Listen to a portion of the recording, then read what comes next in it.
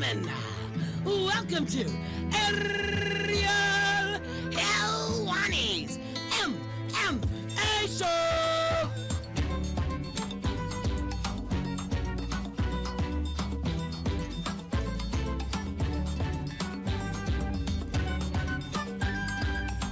Back in your life on this Monday, December 10th, 2018. Logan, everyone. I'm Ariel Helwani. Welcome back to the program. Hope you had a lovely week. Hope you had a lovely weekend. I am back from Toronto, Ontario, Canada. The next best thing to my hometown of Montreal, and what a trip it was. Wow, for so many reasons. Top 5 favorite trips of all time for me. Maybe not top 5 greatest UFC events of all time, but for me personally, and at this point, one day I'd like to sit down and actually count how many UFC events I've been to. At this juncture, I think it's probably around like 220, 250, maybe even more. This is top 5. Getting to go back home, getting to see a lot of cool people, getting to talk to a lot of cool people, getting to meet a lot of cool people, doing a whole bunch of interviews. I went on my own little impromptu media tour. It was amazing. It was like a victory tour. I'll talk about that maybe a little more in the post-show, but as far as the actual event, which was most important, is concerned, what an event it was. UFC 231, highlighted by the return of Max Holloway. As you know by now, not only did he return, not only did he successfully make weight and appear to be healthy in doing so, he won on Saturday night in one of his best performances ever. Not only as a UFC champion, but as a UFC fighter. He has now won 13 fights in a row. He defeats Brian Ortega via doctor stoppage going into the 5th round. And what can you say about Brian Ortega? The man showed incredible heart, determination, resolve. In the end, Max Holloway was just better. And at times it looked like he was outclassing Brian Ortega. Max Holloway notoriously is a slow starter. In this particular fight, I think he wanted to prove a point, and I think he wanted to remind people, just like the great Roy Jones Jr. once said many moons ago, y'all must have forgot that 371 days ago, Max Holloway beat Jose Aldo for the 2nd time. And there's all this kind of talk now about who's the greatest of all time. It doesn't really matter. Let's just enjoy what Max Holloway's doing. 2nd longest winning streak in UFC history as far as active winning streaks. Well, it's active and it's the 2nd longest. And he just continues to improve every time out there. And the big question was, how would he look? Given the layoff, given the health issues, he looked phenomenal. What a performance. Started quick, was effective on his feet, didn't let Ortega impose his will, whether it was on the feet or on the ground. Ortega is a slow starter as well, takes a lot of damage, but, there was one, I think the 3rd round you could give to Ortega, or maybe it was the 2nd. Maybe, the 3rd round. But in the 4th, it was all Max Holloway once again. Ortega did not break his orbital, but did break his nose. He's out of the hospital now, put out a very nice statement on Instagram saying that he was willing to die out there. So I don't think his stock dips.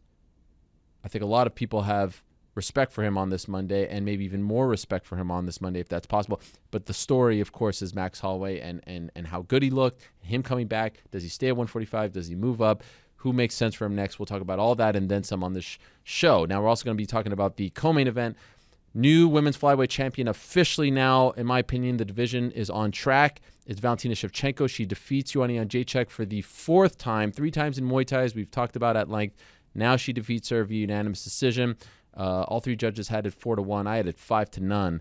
Valentina Shevchenko is a force, and to me, this is the way the division should have started from the get-go. So we'll talk about all of that and more on today's program. We have a jam-packed show. Let me get to the lineup, and then we shall get to our first guest of the day. Frankie Edgar will join us at 4:05, and I'm looking forward to talking to him about his place in the featherweight division. Don Madge, who had a great debut back in October inside the octagon, will join us. He's a sparring partner of Chris Cyborg, who's on deck as far as pay-per-views are concerned. I'm looking forward to talking to the South African Don Madge at 3:45. At 3:25, we'll talk to the newest member of One Championship, Mr. Super Sage Northcutt. That should be a lot of fun. And I'm looking forward to hearing why he left the UFC, why he's headed to One, why he ended up signing with One, all that, and then some. At around 3:05, we're going to be joined by the man, Becky Lynch. Remember a couple weeks ago I told you I am all in on Becky Lynch, and wow, the response to her being on the show, absolutely amazing. People are excited. Yeah, there's some people who are complaining and saying, oh, yeah, why WWE, wrestling, all that stuff and more, but she is entangled in this feud with Ronda Rousey. She's doing a lot of great things. She is the pride of Limerick. And right now, the Irish dominating in pro wrestling, MMA to a degree with Conor still being the biggest draw, and boxing as well with Katie Taylor. So very exciting stuff. Becky Lynch, the SmackDown Women's Champion, will be joining us at 3:05. Dan Ige will stop by. He competes on the UFC Milwaukee card this weekend. Ben Askren will stop by, talk about what's happening in the welterweight division and his desire to fight for the interim belt. There's a whole mess of a situation with the Anaheim card, the Brooklyn card, all that, and then some. And so we'll talk to him at 2:25. Tyron Woodley will stop by at 2:05.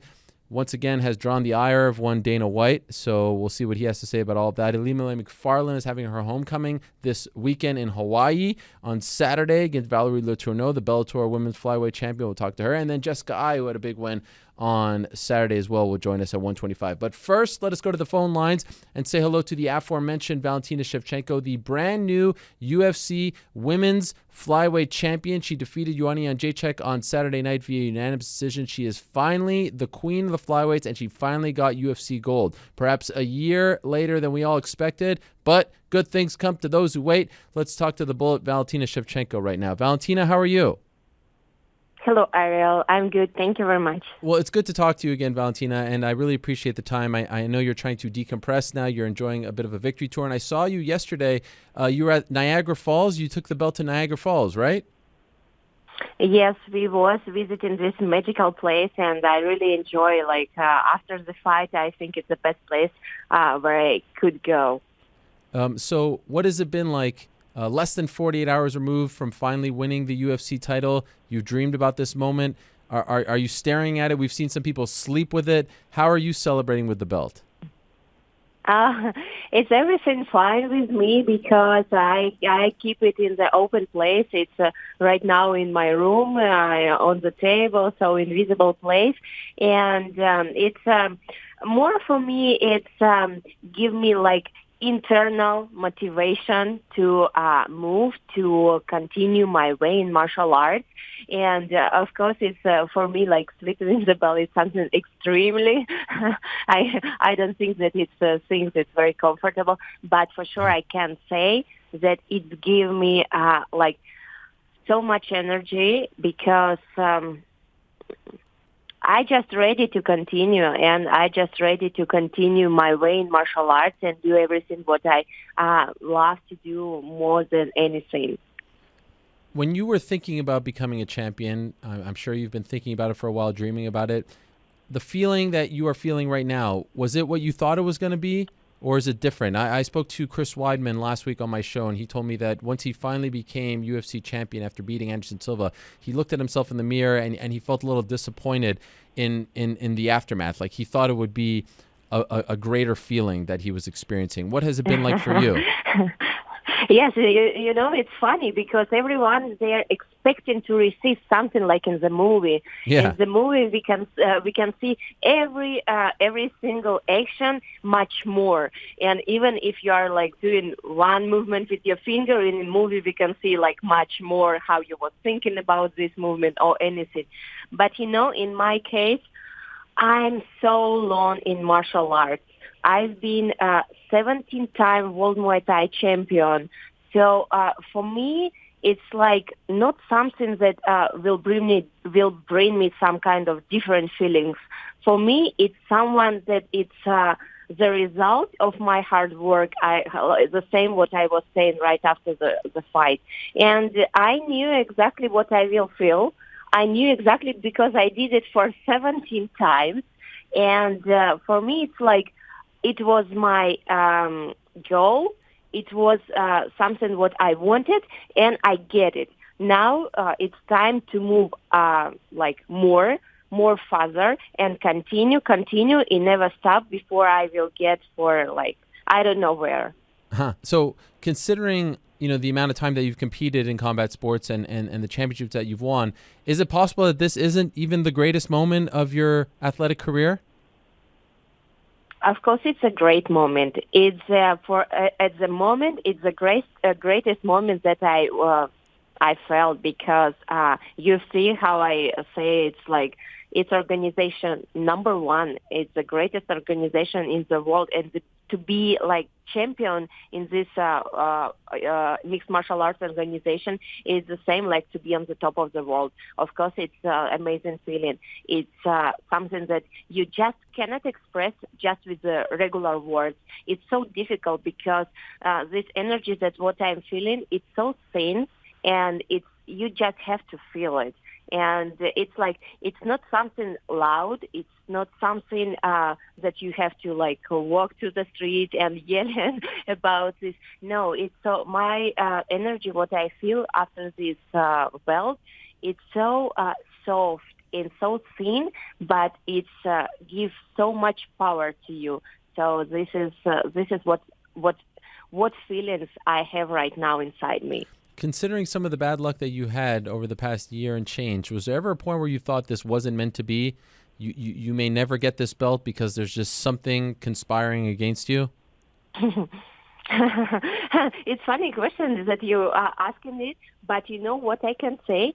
The bad luck was it had all my opponents who went through this and couldn't go to the fight, and they couldn't fight. So this is bad luck on them, not on me. I have the best luck ever. You could see me. You could see me now with the belt. So this is my point of view. For sure, yes. Have you watched the fight against Joanna again? Not yet. I didn't have time because we have very busy time to just enjoy in the moment. But for definitely I will see.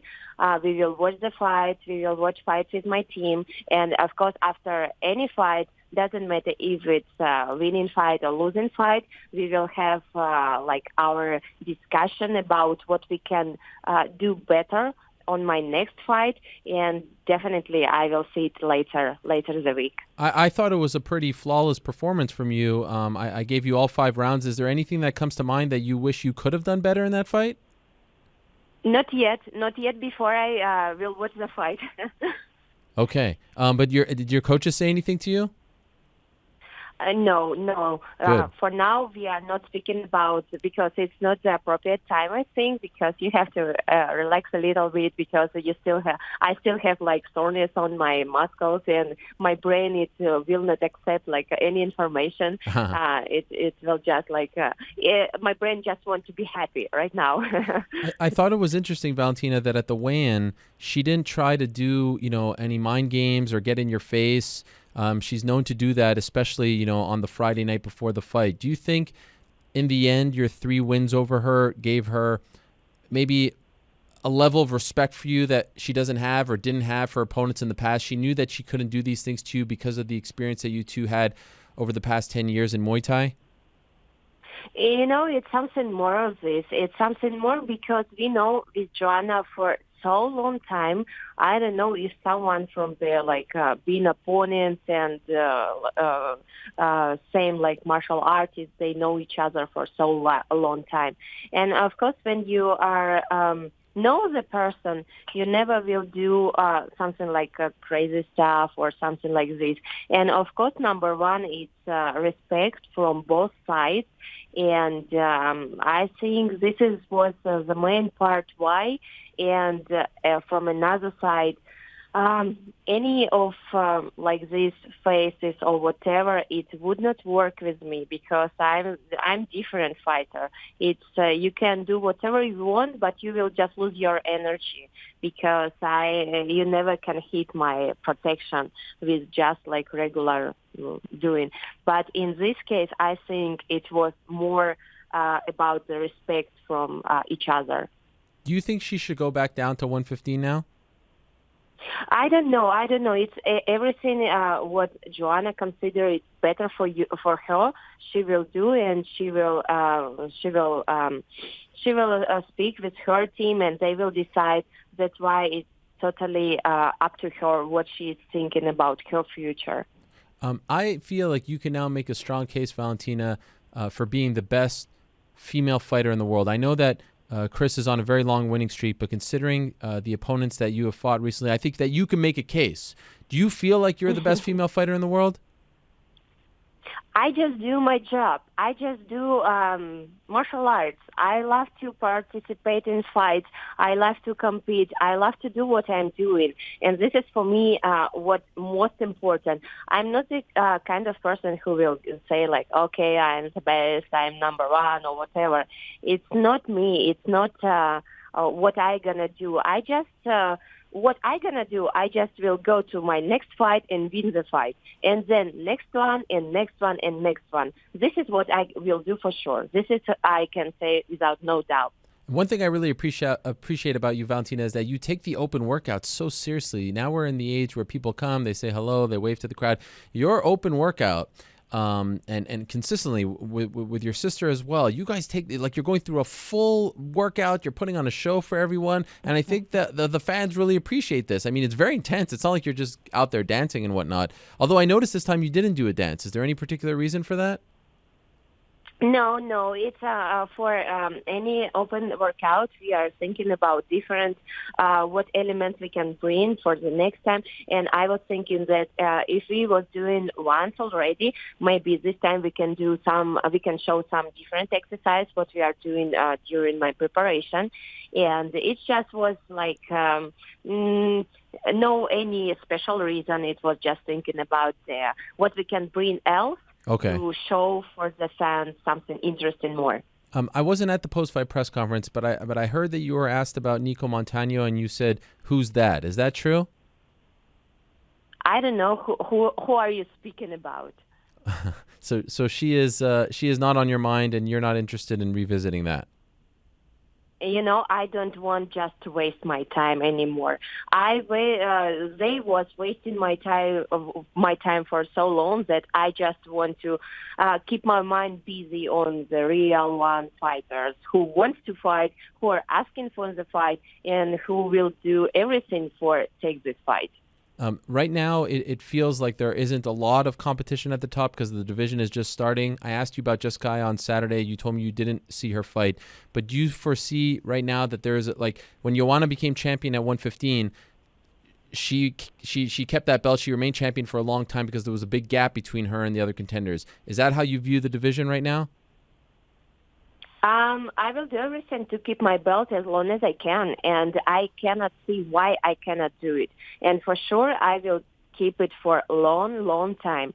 And I'm an active fighter. I don't want to sit for a long time. I just want to be to have fights as much as I can. And while I have healthy, without any injury, I will keep going without no stop. You told me on Saturday you didn't see Jessica's fight. Have you seen it since? No. I didn't see her fight yet. I know she won. Yes, this is what I know about her fight. Okay. It seems like she's number one as far as the next contender. Do you agree with that? Even without seeing her fight, just the fact that she's won 3 fights at Flyweight? You know, like I said before, I'm ready to fight anyone. And I don't care who will be next opponent for me. If organization, if you want to see this fight, it's no problem with me. So I'm ready. I'm ready for anyone. I understand you're leaving today. Where will you celebrate? Where are you off to next? Because I always feel like you're in a different place. Sometimes you're in Texas, Maine. You're back. Like you're always Vegas. I feel like you're always all over the place. Right now, our base in Vegas, so we are going back there. Okay. So that's where you will go back to celebrate? Yes. Okay. Yes, I think it's a very good place to celebrate. Yes, and there's a lot for you guys to celebrate. As we talked about on Saturday, your manager is celebrating his birthday, your sister is celebrating her first UFC win, and you are now the new UFC Women's Flyweight Champion. Again, congratulations, Valentina. I won't bother you for a while now. Go enjoy the belt, enjoy the victory, enjoy your last few hours in Canada, and enjoy the holidays as well. So very happy for you. Congratulations on the victory. Thank you very much, Ariel, and I just want to wish for everyone, to you and everyone who's listening right now, very Merry Christmas and Happy New Year, and for the who have next fights in the next days, just like go in there and show everything that they had. And of course, I want to wish very good luck to Chris Cyborg because I know she will do great, and she will win the fight. Thank you, Valentina. All the best to you. We'll talk to you soon. Bye-bye. There she is, Valentina Shevchenko, the brand new women's flyweight champion. The Shevchenko era has begun, and it's so interesting because here we are crowning a new UFC women's flyweight champion. Bellator has their women's flyweight champion fighting on Saturday, and it's fun to compare the two. It's fun to see how both divisions are building because it's a relatively new weight class for the females. So that's why later on we'll talk to Ilima-Lei Macfarlane. I mentioned Jessica Eye. We'll talk to her in a second. But first, allow me to tell you about our good friends over at Indochino. As you know, there's no longer any excuse for wearing an ill-fitting suit, especially when they're available at such great prices. Indochino has the highest quality for the lowest price. It's a unique experience where you play designer in consultation with our style guides. Indochino is North America's leading made-to-measure menswear company. They make suits and shirts to your exact measurements for an unparalleled fit and comfort. Guys love the wide selection of high-quality fabrics and colors to choose from and the option to personalize the details, including your lapel, lining, pockets, buttons, writing your own monogram, and much more. Told you I went into the store recently. Very impressive. The process is amazing. Here's how it all works. Visit a stylist at our showroom and have them take your measurements personally or measure at home yourself and shop online over at Indochino.com. Choose your fabric, choose your design customizations, submit your measurements with your choices, relax while your suit gets professionally tailored and mailed to you in a couple weeks, and voila! This week, my listeners can get any premium Indochino suit for just $359 at Indochino.com when entering MMA at checkout. That's MMA. That's 50% off the regular price for a made-to-measure premium suit, plus shipping is free. That's Indochino.com, promo code MMA for any premium suit for just $359 and free shipping. An incredible deal for a premium made-to-measure suit. I got time for one more? Yeah, let's do one more. Let me tell you about our good friends over at Stamps.com. As you know, the holidays are the busiest time of the year, especially at the post office. That's why I use Stamps.com. Use them all the time. It saves us so much money during the hectic holiday season. Stamps.com brings all the services of the U.S. Post Office right to your desktop. Buy and print official U.S. postage for any letter, any package, any class of mail using your own computer and printer. Then the mail carrier picks it up. No trips to the post office required. It couldn't be easier.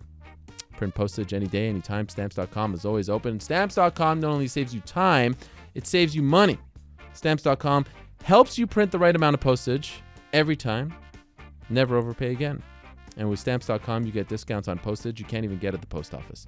With all the time and money you'll save, Stamps.com is the best gift you can give yourself this holiday season. And right now, you too can enjoy the Stamps.com service with a special offer that includes a 4-week trial plus postage and a digital scale without long-term commitments. Go to Stamps.com, click on the microphone at the top of the homepage, and type in MMA.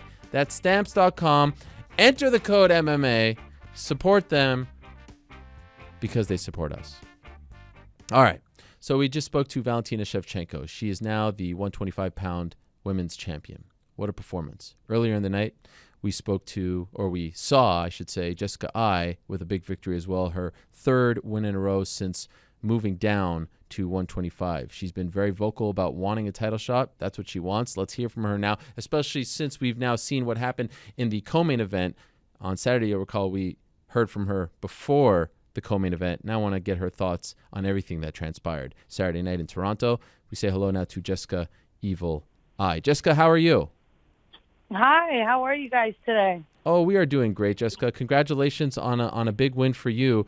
First things first, before we get to the long-term ramifications of said victory, were you happy with your performance on Saturday?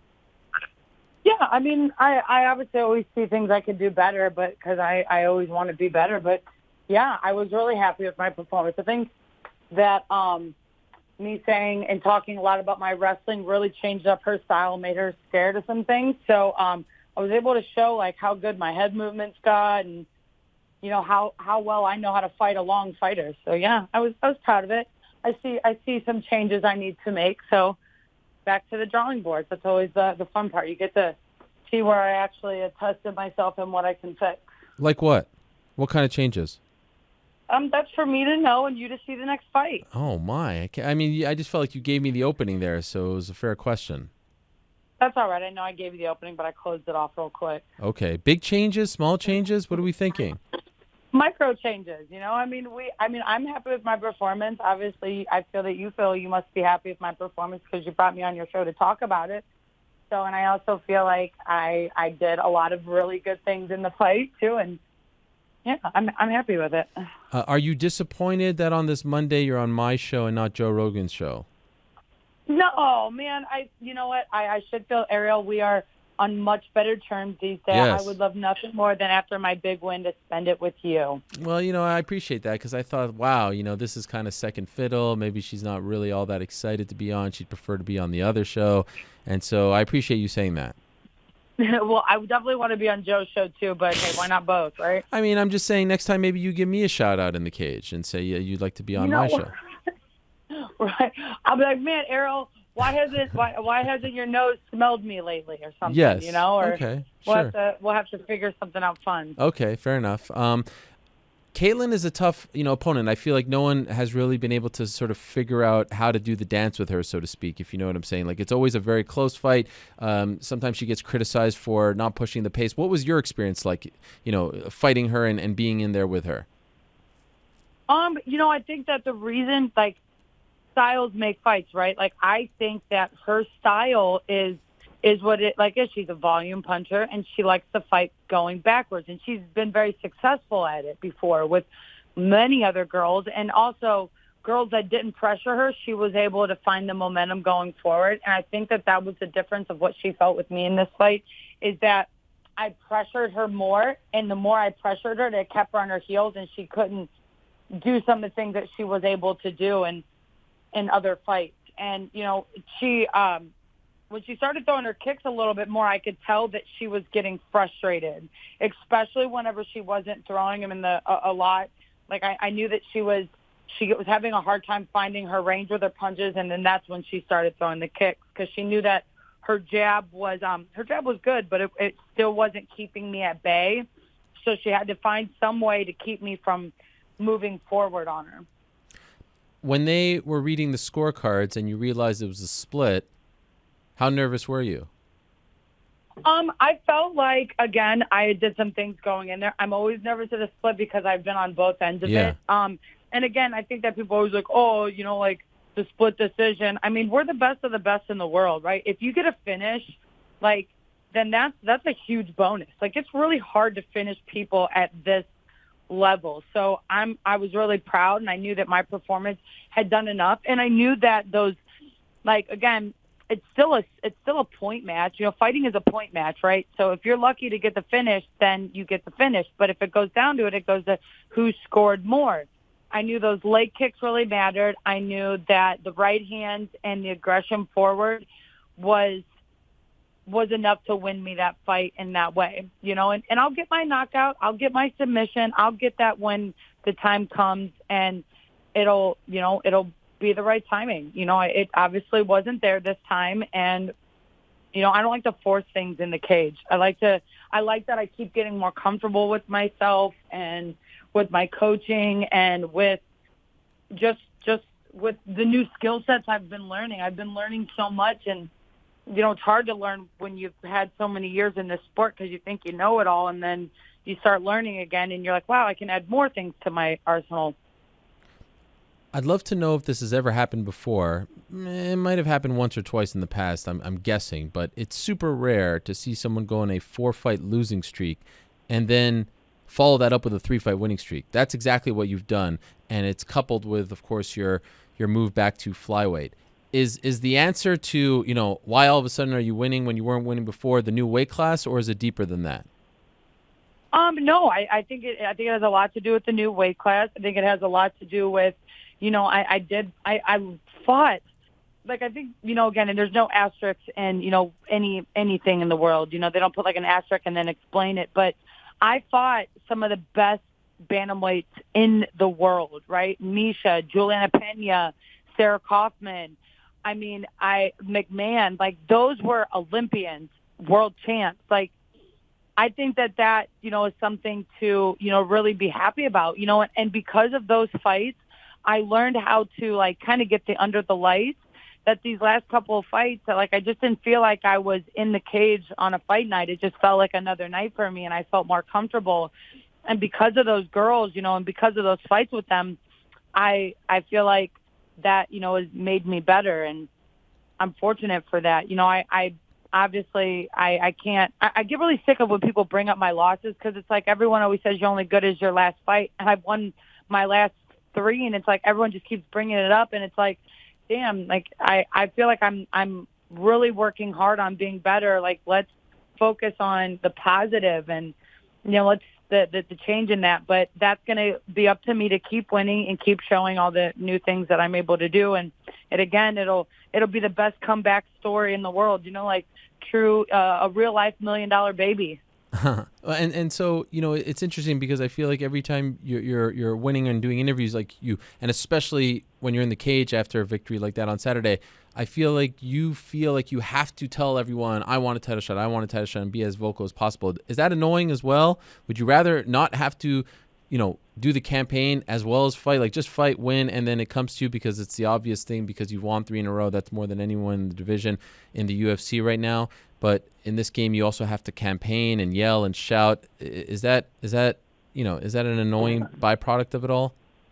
I guess so. The squeakiest wheel gets the most attention. So I guess I'm trying to do a little bit of both. I'm trying to be a squeaky wheel, but I'm also trying not to, make the guys mad and not make my employer mad and seem like I'm being arrogant, as well as the trolls. Like, I don't want to give them anything to feed off on, to talk crap about, And it just is what it is. I feel like I've got the most wins in the division. I think that Valentino is an incredible fighter. I think I'm an incredible fighter. And I think that, again, we go back to some of the sure things that we want in divisions, right? You want sure things and you want great fights. Like, well, then make those fights happen.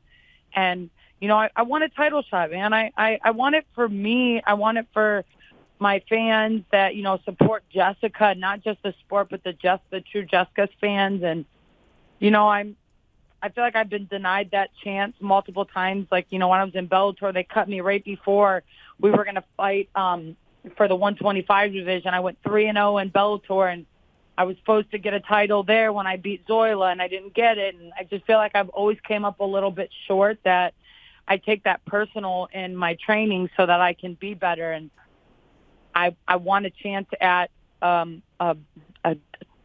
title shot. You know what I mean? And if I go out there and I win it, then I get to shut everybody up. And if I go out there and lose it, then maybe I get a little bit of clarity for myself. But you just want that shot once and for all. Yeah, my goodness, like, it's not very often that some people get to come out there, right, and they say, "Oh, I'm going to do this, and they actually go and do it. Well, I did this. Like, what? Like, I'm going to keep doing it. I'm going to keep doing that because I truly believe in myself, in the sense of self-belief, and as well as the hard work that goes with it. How can you not see those things happen and actually, come true and be there? Have you watched the Valentina Shevchenko Joanna fight? Did you watch it live? Did you watch it after the fact? By the time I got done, I got back to the green room. They were just getting there, and I actually asked to go out there and watch it, and they told me no. Oh. I was like, can I go out there and watch the fight? And they were like, nope, you're not allowed to. And I was like, well, why?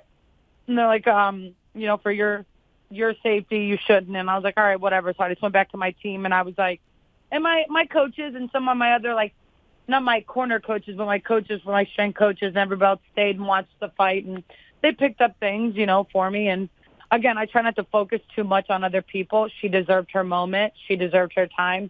She don't need me barking down her face. And, at that moment, she worked hard for what she did and deserved. And, I'll get my chance to present myself and do that in front of her when I can. And I'll study her need be whenever the time comes, because if I focus too much on what they're doing, I forget about what I'm doing. And just to be clear, you said she worked hard for what she did or didn't deserve? No, she did deserve. Oh, did deserve. Yeah, okay. Because I know you were vocal. She did. Yeah, she deserves this shit. She won at 35. She did some great things. I never not thought that she didn't deserve it. It doesn't mean that I don't feel that I deserve it too. Sure. No, of course. I know you were vocal about Joanna getting the title shot, and so I was wondering what you thought of the fight in general. Again, and it's so crazy how people say I was vocal. I wasn't vocal about it. I just answered a question that someone had asked me. So all I did was answer a question that was asked of me. So, before I don't have an opinion until someone asks me something. If not, then I would be vocal about it. So that being said, I just felt like, and it's not Johanna's fault, but I just felt like that fight didn't make sense. There's a million other flyweights that could have fought that they could have used that would have been better to give the flyweight division true identity. Size does make a difference. It does. Bottom line, weight classes are there for a reason. She's a strawweight. We all could see the size advantage and disadvantage. Even to myself, when I go back and look at me fighting at bantamweight, you see the different sizes. You know what I mean? You can see a size advantage and disadvantage at times with some of these girls. And if you're one of the lucky few that can walk a fine line between both, more power to you. But, I think we've seen it sometimes that some people have success coming up and going down, but it's not everybody. It's not for everybody. When you watch Valentina, she's looked so good at 125, and she's really looked good at 135 in her UFC career. She's had some close fights. Do you see openings there? Do you see a path to beating her? I always see a tab to beating everybody, but that's for me to keep inside and talk, and for me to keep my opinions to myself until I feel they need to be voiced. So I'm not going to set myself up for this one. Fair enough. But I know you're close with Dana White. Did you seek Dana White afterwards and give him the face-to-face pitch? I tried, and then he didn't text me back until later. And then I feel like he did it on purpose because I can kind of be like, please, yeah. He definitely didn't duck me because he called me later, or texted me later. Again, you know what? He had a busy week. I get it. He's a busy man. I'm very fortunate that he answers me when I have questions, and he gives me very direct answers, and I give him very direct answers too. So I feel like it makes it easy to communicate in that way. But it's not a no right now. It's not a for sure yes, but let's say I do believe that I will be fighting for the title next. I do believe it. How do you feel about Sajara moving up after you're back and forth with her? Who? I don't know, Sajara Eubanks. Who Banks? I'm sorry, who? So that I'm sorry. Honestly, I don't care. She's the whole thing behind that. She started with me. She shouldn't have called me sweetheart. No offense. That's people go, oh, hi, sweetheart. You're being condescending. So she was condescending to me first before I started calling her name. So if she wasn't being condescending and calling me a sweetheart to get a rise out of me, that whole little back and forth beef wouldn't, never even happen. So she needs to go move up a weight class. Go see how she does there. If she can't be successful there, then come back down, play with us flyweights, but she better make the weight. We all do it. We all got to do it. Yeah. Which I don't know if everybody enjoyed me coming to weigh-ins a little bit late. I feel like I did it on purpose, see if I get everybody a little shook up. No. I wasn't going to make weight. No, that's good. everyone comes in the first 10 minutes, and then there's not. So I prefer it when it's a little spaced out, to be honest. Yeah, I thought it was funny because I know people were. I know a couple other camps were sitting there waiting to see what I looked like. They thought I was going to be sucked down, but we played it cool. And by the way, why was Caitlin the standby fighter and not you? Because she's number 3 and I was number 9. Oh. It's a numbers thing, which I understand. I'm assuming. That's totally an assumption, but whatever. So what? I'm glad. Then they can pay her to be the backup under her paycheck, and when it's my turn, I'll maybe get to negotiate that. And I don't want it at the last minute. I don't like last minute things. I'll do it. I'll do whatever I have to do, but preferably I'd like a true chance at it anyways. Well, where I get to prepare for it properly. They say the numbers don't lie, and right now, if you just look at the numbers, you deserve that title shot next. And it's good to see the division now getting on track, and there's a line of contenders forming, and I think having you on the same card as the title fight really cements your spot atop the division. I like when they do that, a sort of number one contender fight on the same card as a title fight, because now we can clearly see, and timing is a big part of this whole game with all the fights, all the cards on the schedule. I think it really helps you out here. So for your sake, Jessica, I hope you get that title shot finally after all these years. I think it would be a fun fight, and I think you've done enough to deserve it at this point. So best of luck in doing so. Always great to talk to you, and good luck getting on that other show as well. Even though this is the big time right here, just to let you know. Well, you just have to let me know when I come to New York, and we'll do an in-studio with you too. Anytime. Awesome, Ariel. Thank you so much. All right, we'll talk to you soon. There she is, Jessica Evil Eye, now 3-0 since moving down to 125 pounds. She used to fight at 125 in Bellator, and you may recall that Bellator at one point a few years back, around 3 or so years ago, got rid of their women's divisions, and then they essentially brought them back over time. They now have a 145-pound champion in Julia Budd, and they also have a 125-pound champion as well. Her name is Ilima-Lei Macfarlane, and she has a very special weekend coming up. Bellator in general has a very special weekend coming up. They have 2 events, Friday and Saturday, in Hawaii. Yes, they actually beat the UFC to Hawaii. How about that? And they've got a Friday card headlined by Michael Chandler versus Brent Primus for the Bellator lightweight title. And they also have a Saturday card headlined by Ilima-Lei Macfarlane, Hawaii's own, defending her title against former UFC title contender Valerie Letourneau. Back-to-back events on DAZN and Paramount Network this Friday and Saturday for Bellator.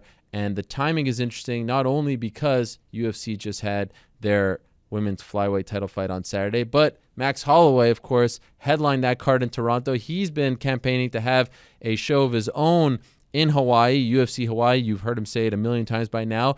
And yet Bellator beats the UFC to the punch, and they are doing so with Hawaii's own Ilima-Lei Macfarlane.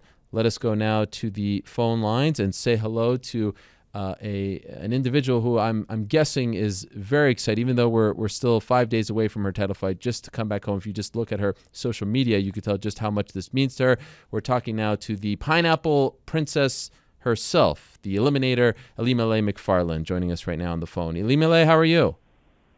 Hi, I'm good, Ariel. How are you guys? Aloha. It's early over there in Hawaii. Why are you up so early? I'm still kind of on mainland time right now. So I woke up at 6 a.m. this morning, but I think it's really, like you said, just the excitement of fight week and being home. It's hard to sleep. So I saw on your Instagram, on your Instagram story, you got to Hawaii yesterday, and Walter was there to greet you, the great Walter, and I think your mom as well, right? You picked up your mom too. Yeah. So what has it been like? I mean, just touching down, and now you're not just touching down to visit home. This whole weekend, it feels, at least to me, is being built around you. And again, we're 5 days away, but early on, what does it feel like for you internally? Can you describe it? Yeah. Well, I'm not sure if you saw, but I had a little meltdown at the airport when we landed. I didn't see that. What happened? Yeah, I left something very important to me on the airplane, and when I realized I left it, I had a freak out, and I ran back, but then the gate agents wouldn't let me back on the plane, and they said they couldn't find it. And so I had a little meltdown, and meanwhile, everybody's called, my phone is just blowing up. So I lost my shit for a little bit. But fortunately, as what happens in a lot of Hawaii instances, I knew one of the flight attendants. So I texted her, and I was like, girl, please, can you go look for it? And so she ended up finding it. It was in the trash, and she brought it out to me. Yeah, so it's a very important. It's an anklet that I use for protection. So I'm like, I'm gonna lose my flight if I don't get this. So wow, everything worked out. Yeah. How long have you had that for? I just got it from my last flight. It's actually from the Native Americans that I work with up in San Diego, and so it means a lot. They blessed it for me, and it's. So I couldn't lose it. And are you the kind of fighter or person, I should say, who are you superstitious like that? Like if you lose something like that, will that be on your mind the entire week? I wouldn't say superstitious, more like I'm just spiritual. And again, it's to protect me in the cage and while I travel. And so, I was like, if I lose it, then it wasn't meant to be. It was supposed to happen, but we recovered it. So that was supposed to happen. Is it a little surreal for you, Ilima-Lei, because you're new in your career, and there's all kinds of veterans competing on Friday and Saturday. Lyoto Machida making his Bellator debut, like I said, Chandler, etc. And again, it feels like this whole thing is being built around you, and you have Max fighting, the weekend before in Toronto. He's dying to fight in Hawaii. Is it a little surreal that all this, like the major leagues of MMA returning to Hawaii after all these years, and it's all being built around you?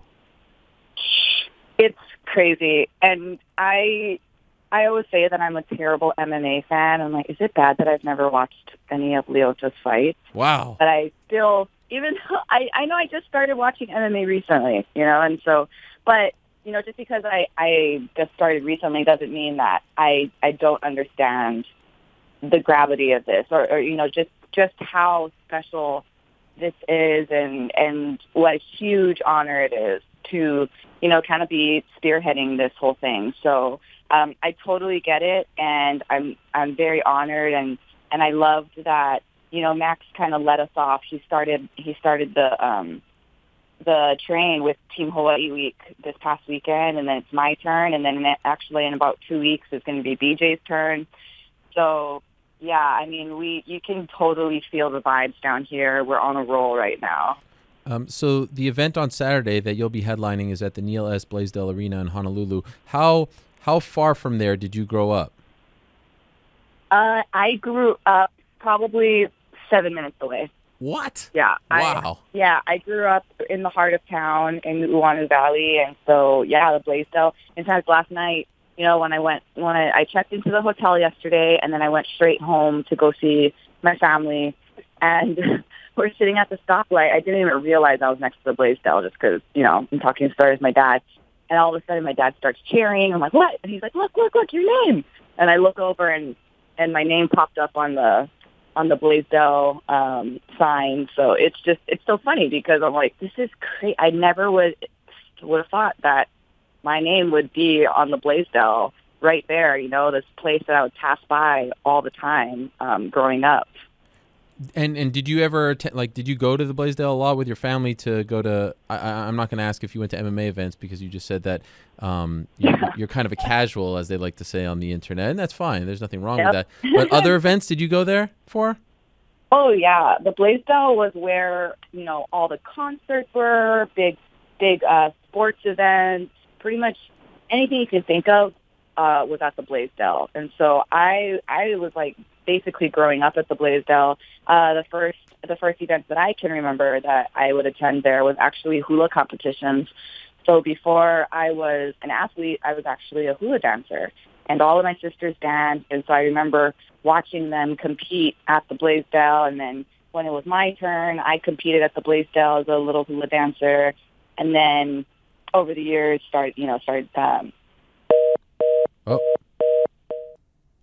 We lost her there for a second as we're enjoying some Ilima-Lei Macfarlane highlights over here. But what an honor this must be, growing up 7 minutes away from the Neil S. Blaisdell Arena, Bellator 213. And what a card it is, by the way. Ilima-Lei Macfarlane is Valerie Letourneau for the flyweight title as the headliner. Lyoto Machida making his much-anticipated Bellator debut. You'll recall he signed over the summer. Former UFC light heavyweight champion going up against the former Bellator middleweight champion, Rafael Carvalho. That fight taking place at 185. But also, Neiman Gracie against Ed Ruth. That's the welterweight tournament fight on the card. Muhammad Lawal against Leah McGeary. I do believe we have Ilima-Lei back. Ilima-Lei, are you there? Yeah, I'm back. By the way, should I say Ilima-Lei or should I say Ilima? What's the proper way to say your first name? I feel like a bit of a jackass asking you this, but it should be Ilima-Lei, right? Yeah, I mean, okay. I obviously respond to both, but I do appreciate when people call me Ilima-Lei because it's extra effort, Yeah, what does it mean? So Ilima is actually the flower of Oahu. So each island has its own flower, color, song, nickname. So I was named after the flower of Oahu, which is the island that I grew up on. And it's this little yellow flower that was actually considered flowers for the royalty because it would take hundreds of flowers to make a lei because they're paper thin. So, yeah, obviously Ilima-Lei is is the lei itself. Ah. And so you're gonna see a lot of that for this fight, and you're gonna see a lot of yellow because that's the color of Oahu. And I'm just totally repping everything Oahu for this fight. How many friends and family are you expecting on Saturday? Oh gosh, I mean that I know of. I think when tickets went on sale, my family, Bellator had to put about $300 aside alone just for like my first wave of family. But I mean, the whole arena is going to be Team Hawaii, What was Team your Lima. So I don't know. It's going to be madness. What was your reaction when they told you they were coming and they were going to put you as the headliner? I cried. I definitely, it's funny. When I started hearing rumors about it was actually at your last show, when I was on your show last, when I was in New York for the VMAs. And I remember you asking me if I knew anything. And I was like, dude, I promise I don't know anything. I was just hearing rumors, and I had my suspicions because everybody was being so tight-lipped. And normally, someone's going to tell me something, but every single person, even my homies, even CJ, he was being super tight. Damn. So, Even CJ? Even CJ, yeah. He's normally the one that will tell me. So, I had my suspicions, and then they officially told me before I left for a media tour, and I totally cried. I was crying on the airplane, and immediately texted my family and was like, you guys don't leave for the holidays because I'm coming home, so I had to warn everybody. Yeah, I had a feeling that you knew when we were talking in studio, and I felt like you were holding out, if I'm being honest. No, I wasn't, though. I mean, I had my suspicions, but nothing confirmed, not even like someone texting me, like, hey, keep the state open, like nothing. Wow. So what a massive honor. By the way, how were the VMAs? Did you get crunk? Did you go wild? Any highlights? Oh, my God.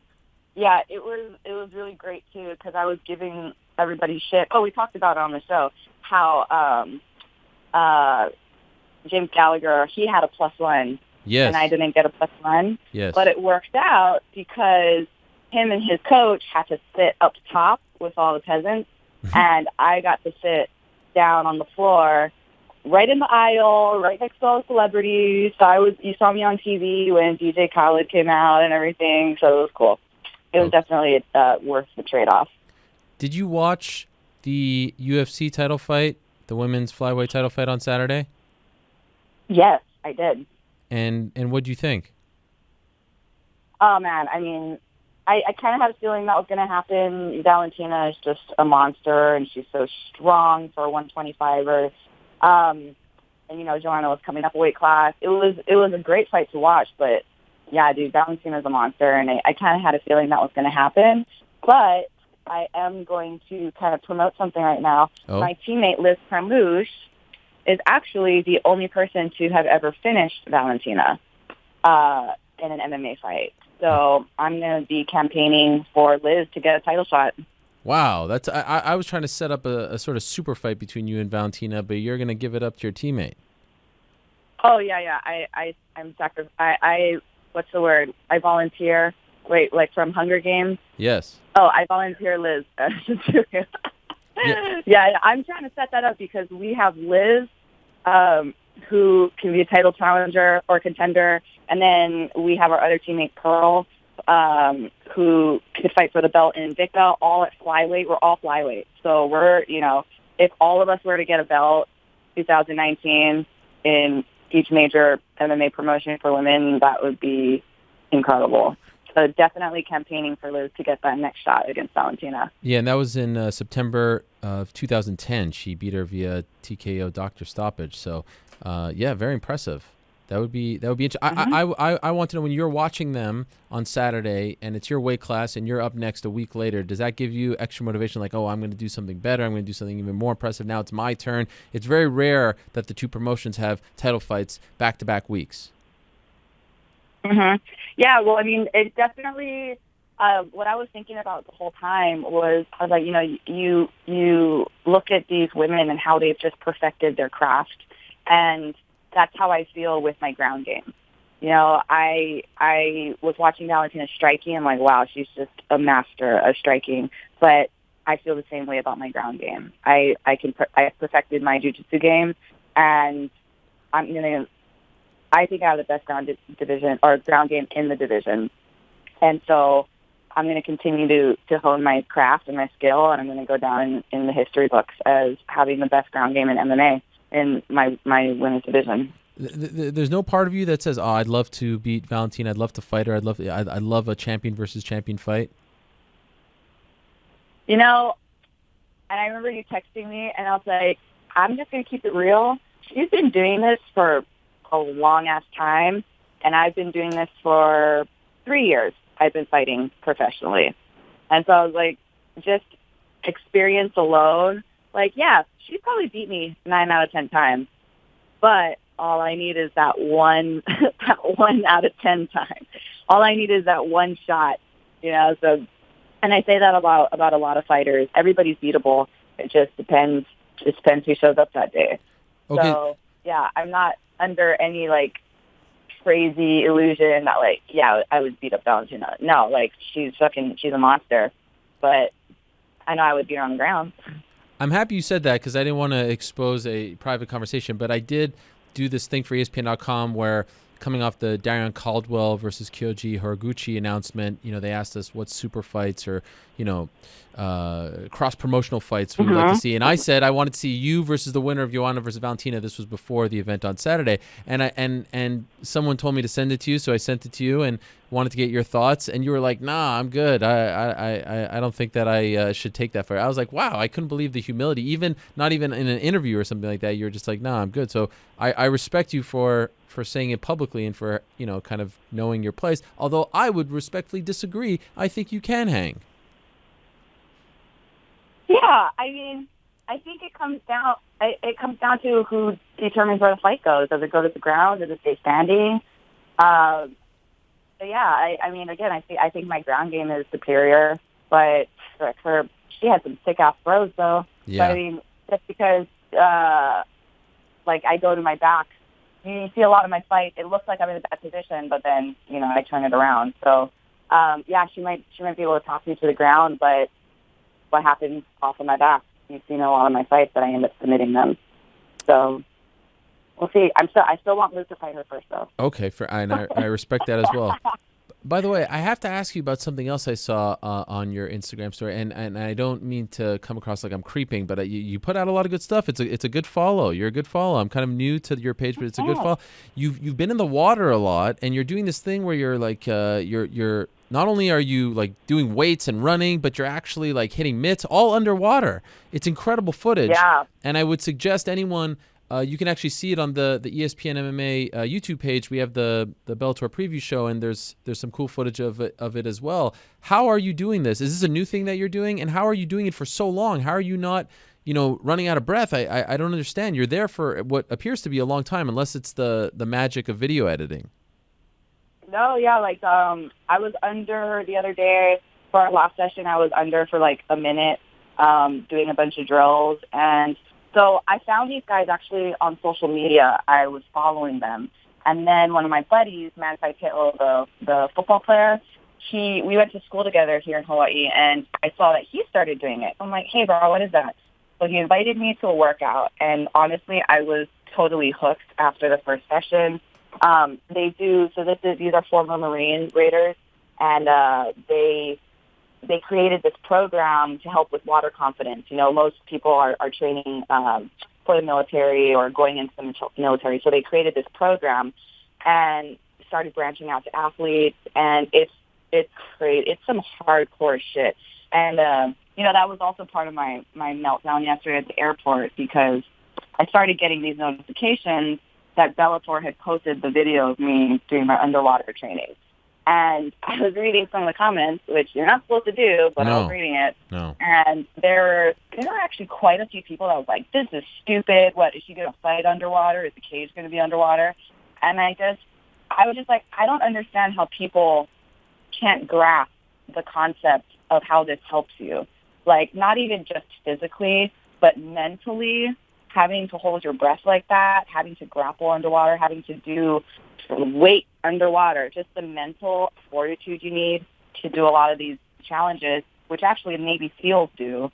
Like, I don't get how people can't understand that, you know. And so, it's incredible. I'm so glad I found these guys. So this was probably the biggest change as far as my my training went for camp. I started implementing this, and I do this as an active recovery day. You know, I used to go hiking a lot on my days off, but it just started tearing up my knees and my joints. And then I found these guys, and I feel great the next day. Like, moving around the water is just a whole nother level. So, yeah, I'm really grateful for those guys. They're actually all flying out for my fight, too. So hopefully we can get some cool underwater training out here on the beaches. And are you referring to Manti Te'o, the former football player? Yep, that's my classmate. Wow. We went to summer together. Yeah. Did you ever meet his girlfriend? He has a new one. Oh. And you've met her? Have you met her? Yes, I have. Okay. Yes. She's very, very real, very beautiful. Very real and beautiful. Okay, just checking. I won't say any more. That is amazing. Wow. Okay. All right. So it goes down this Saturday, Nila's Blaisdell Arena.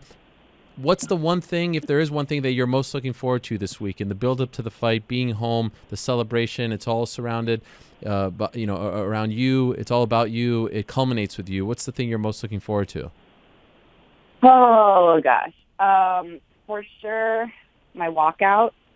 I always talk about my walkout. It's kind of a surprise, but just that moment when you step foot out onto the walkway and you finally get to see the arena and you can hear everybody. That's for sure going to be the most emotional part of this week. But I'm so excited for that. And then obviously I'm excited for the luau afterwards. I even invited. I'm putting on a big luau after the fight for Bellator and my family and friends, and I invited Valerie to it. So yeah. So we'll see.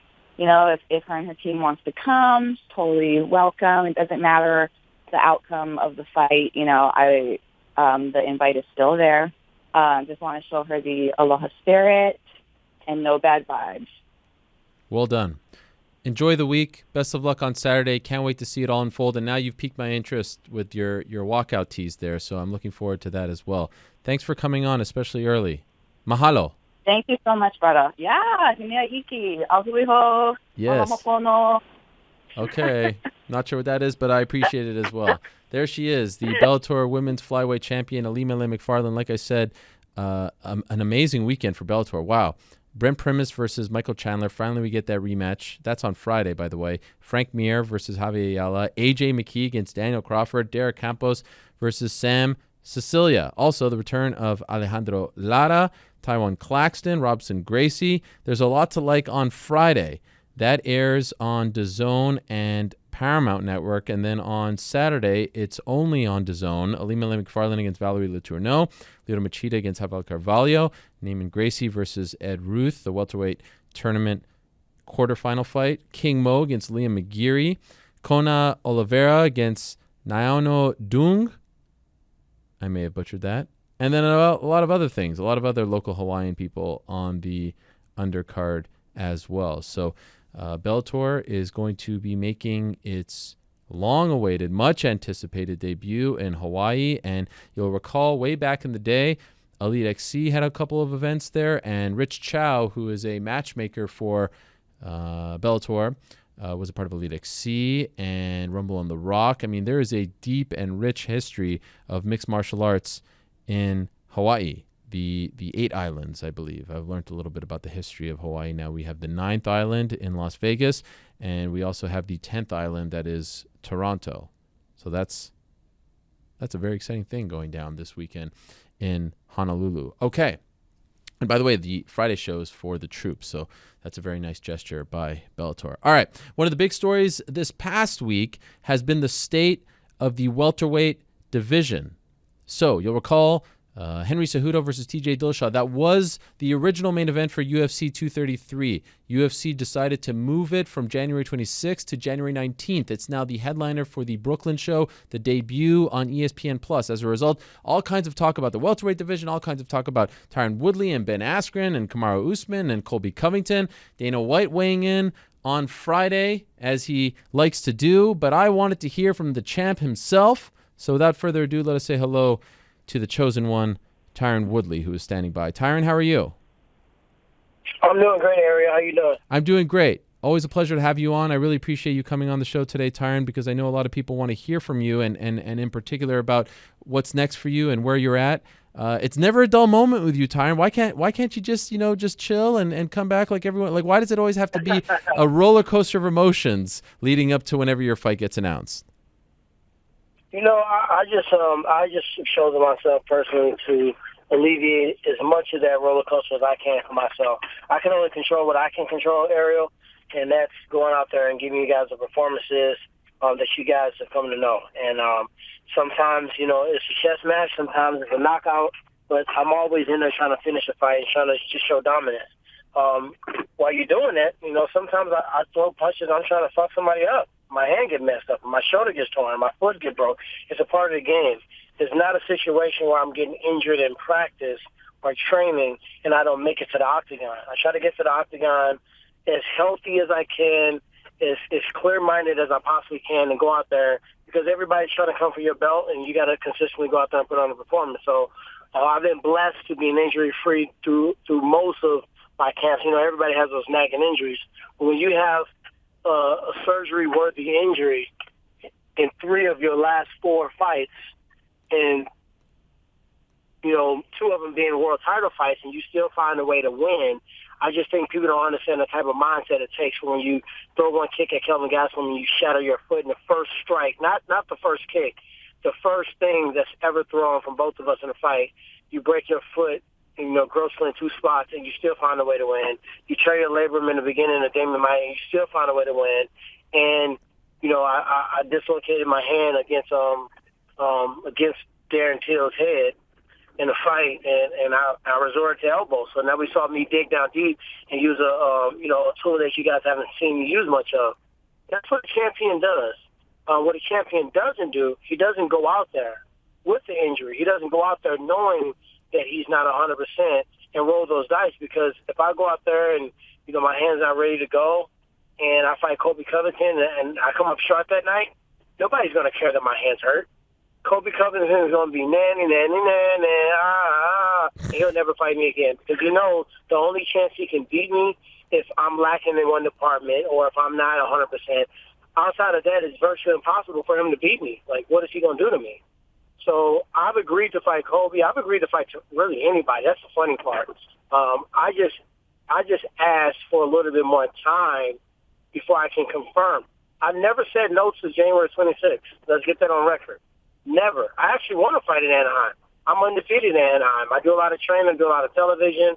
I got a lot of strong roots in California, so it would be silly. It's almost a second home to me. It would be silly for me not to want to fight there.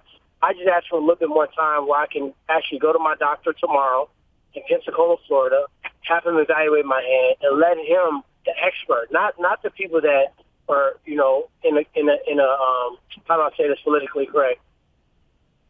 I'm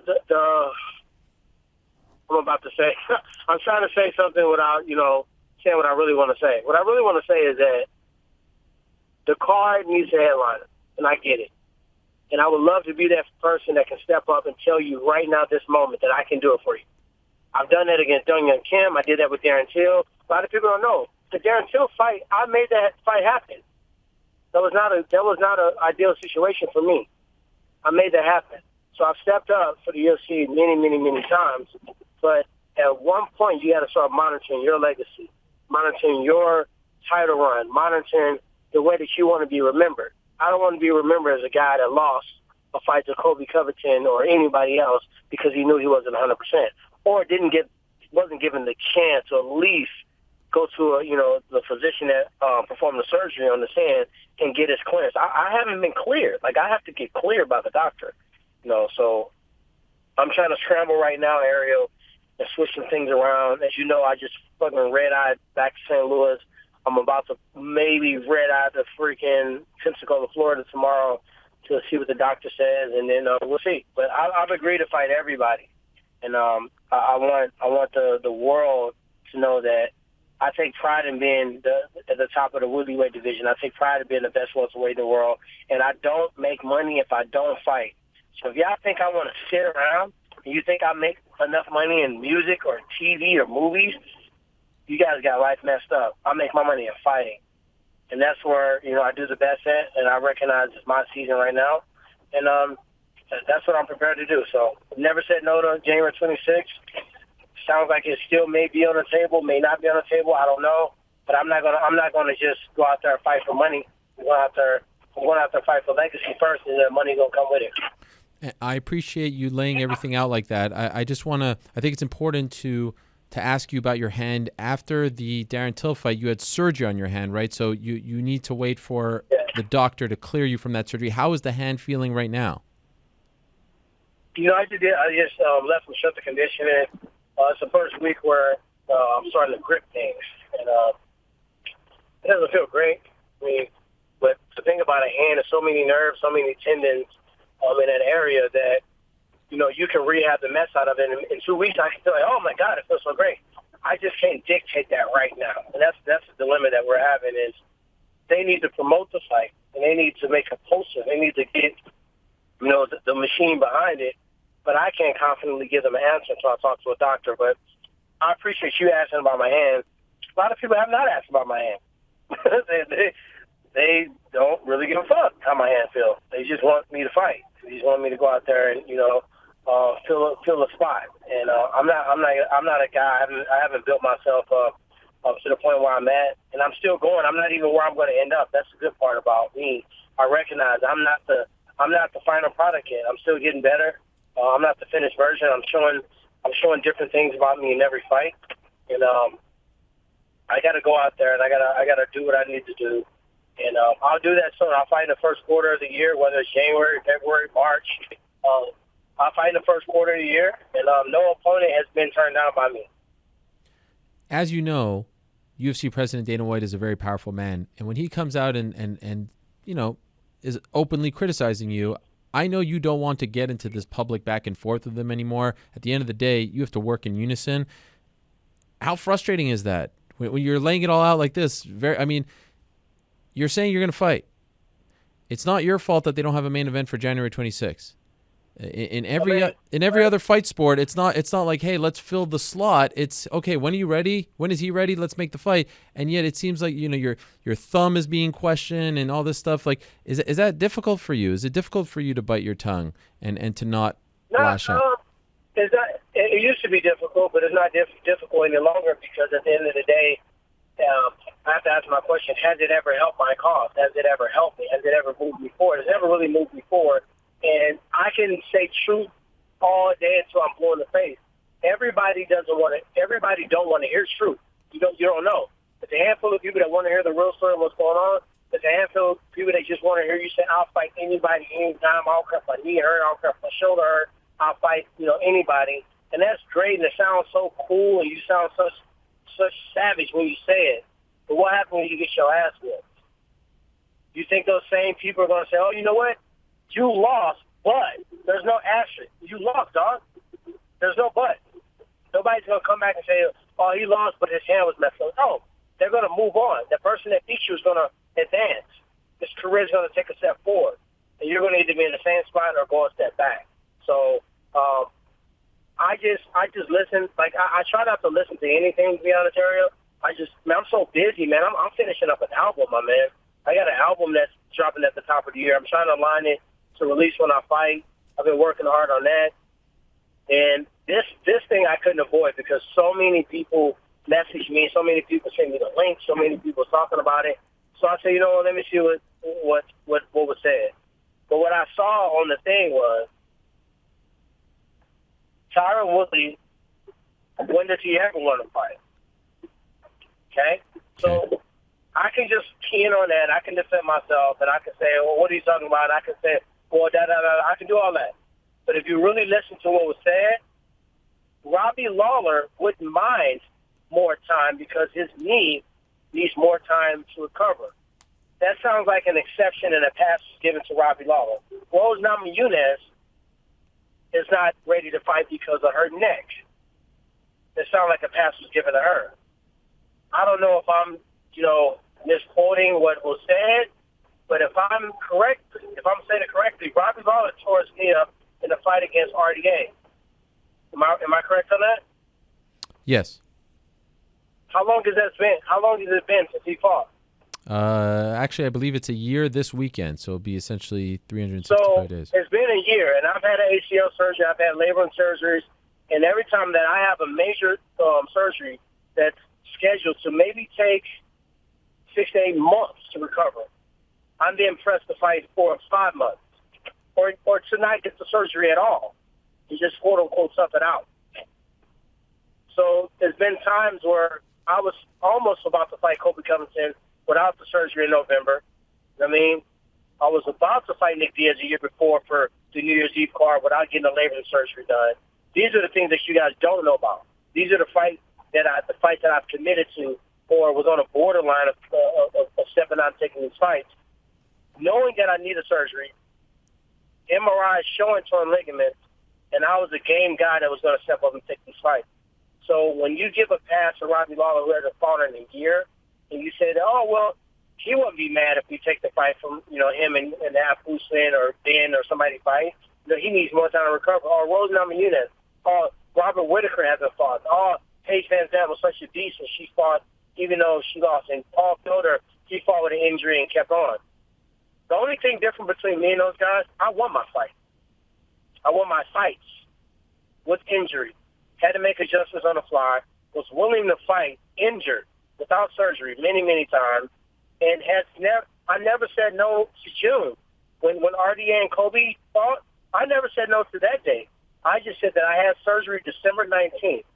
And in January, it's very tough for me to tell you if I can fight in June, which would have been 6 months after the surgery, which it takes 6 to 8 months just to heal alone. That's known putting together 6 to 8 week training camp. So these are the things that I know to be true. My management team knows to be true. The UFC knows to be true. And what I love for the fans to know everything, yeah, but it's not really going to change much. All I got to do is just go out there, whoop somebody ass again, and then everything is going to change. How crazy did the dynamic change after I beat Darren Till? Everything changed, right? Mm-hmm. Everybody's talking with a different tone. Everybody was, on my side. And I recognize that just for my path and journey and just the deck of cards that I'm dealing with, just go out there and whoop somebody's ass. If Kobe wants to talk back and forth at the press conference, I'm going to embarrass him and make him look stupid. So let's do that. You want to do that? Let's do that. If they want me to fight him, after I fight him, most likely I'm probably going to fight Usman. After I fight him, we'll take a step back. I mean, what else can I do in a division? Shit, I beat everybody. Maybe I'll go up and beat up on Robert Whitaker or Gaston. Maybe I'll do a super fight. Who knows? But I'm just going to focus on what's in front of me. As I know, I was supposed to be fighting Colby Covington. What about this interim title talk? And in particular, is it weird because both you and Ben Askren have said you're not going to fight each other, but yet he's campaigning for an interim title. Your boys, your friends, former teammates, training partners, is that awkward? It's not awkward, man. Ben's helped me, man. He's helped me to get ready for every fight since Kelvin Gastelum. He's been an instrumental part of my training camp. If he locks in a fight with, Kamaru Usman, I can't hate on him. I'm gonna get in the gym. I'm gonna help him out because, I'm probably the best body type that he can have to get him ready to fight a Kamaru Usman. So I'm gonna get in camp and I'm gonna help him out and help him train. His goals are different than mine. What he want to do is separate, and it's room for everybody. So I'm just gonna go and focus on what I'm doing. He's a friend of mine, my wrestling coach. So if it comes down to the point where he needs my help, he's been there for me. Shit, you got to think Damian Maya and all these different, Gastelum and all these people that I've built confidence on, just knowing that I had Ben Askren in my corner. If he needs me, I'm gonna be honored to go in there and help him. And it'd be the first time, in his MMA career where I can actually finally help him for a change. So, Yeah, I just think of everything separate. Okay, what if they did an interim title fight with Ben Askren? Would you fight him? I mean, it's to the point like this. Interim titles, to me, are a joke. I mean, I'm going to be honest. Like, I fought 3 months ago. Right. And not only did I fight 3 months ago, I fucked my hand up in the fight, and I kept going, and I won. And I nearly beat the brakes off this kid that y'all put out there that y'all thought was going to be the next great white hype. And I got this kid's ass whooped. What's going to happen is y'all going to get somebody hurt. Constantly building up fake animosity, fake stories, and I'm going to go out there and I'm going to give somebody the ass whooping that they don't even deserve because of all this stuff. Interim title, if a person fought in September and they're doing everything within their power, stem cell, PRP, acupuncture, massage therapy, chiropractic work, everything physically possible, soft tissue massage to try to get back as fast as they can. That's all I can really do. So what else can I do? If the company wants to do an interim title, can I really stop them? Number one. No. If I complain, everybody gonna say I'm complaining. Everybody gonna say I'm race baiting. Everybody gonna say, oh, he's whining. Just fight.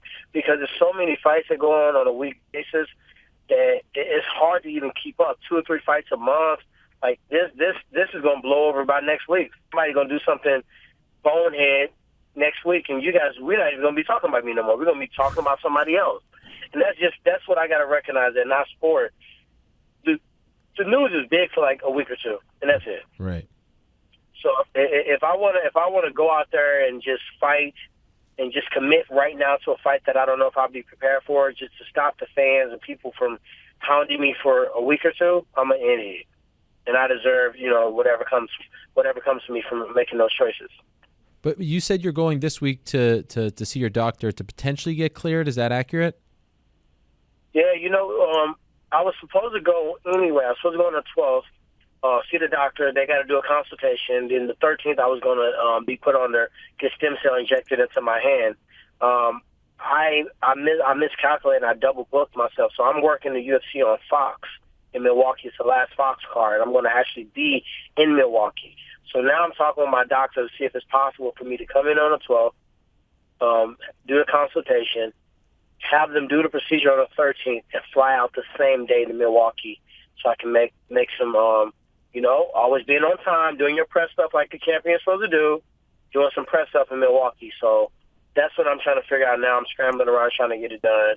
But I just let them know last week, when they switched the card, Dillashaw and Cejudo, they obviously need a main event. I love that they want to call me. I love that they want me to be that guy to step up. And when I'm healthy, I'm always the guy to do it. I've never not stepped up for the UFC when I was healthy. But I don't think it's fair that every single time, like September 8th or any other card that it's a dilemma and they need somebody to fill in, I'm the only one that gets scrutinized if I so happen not to be able to fight for any reason. You don't hear Robert Whittaker getting scrutinized. You didn't hear Michael Bisping when he sat out and he didn't fight forever until the GSP fight happened. I'm the only one. You know what I mean? I'm the only one that gets that type of, Rose Namajunas' neck is hurt. She couldn't fight. Robbie's been out for a year. He couldn't fight. Paige couldn't fight. Paul Felder couldn't fight. Yeah, it's a sport. We get hurt. And that's the solution to the problem. And I'm not trying to be a matchmaker. I'm not trying to tell the UFC what to do. But I feel like the solution to the problem is not forcing or making an athlete feel bad for not being able to physically, step in for a fight that they need them for. But it's to really get a better rubric. If I'm fighting against Colby, Ben and Usman should be fighting. Ponzinibbio and somebody else should be fighting, all on the same card. Yeah. If I get hurt or Colby get hurt, Usman or Ben step up. If they win and I win and everybody's healthy, then now we're on the same exact time schedule to make it the next fight. Yeah. But when you have guys fighting and filling and jumping weights and doing this, it becomes you constantly going to be scrambling for every card. And it's going to come a point where everybody's going to be unavailable. And what do you do at that point? Do you cancel a whole card?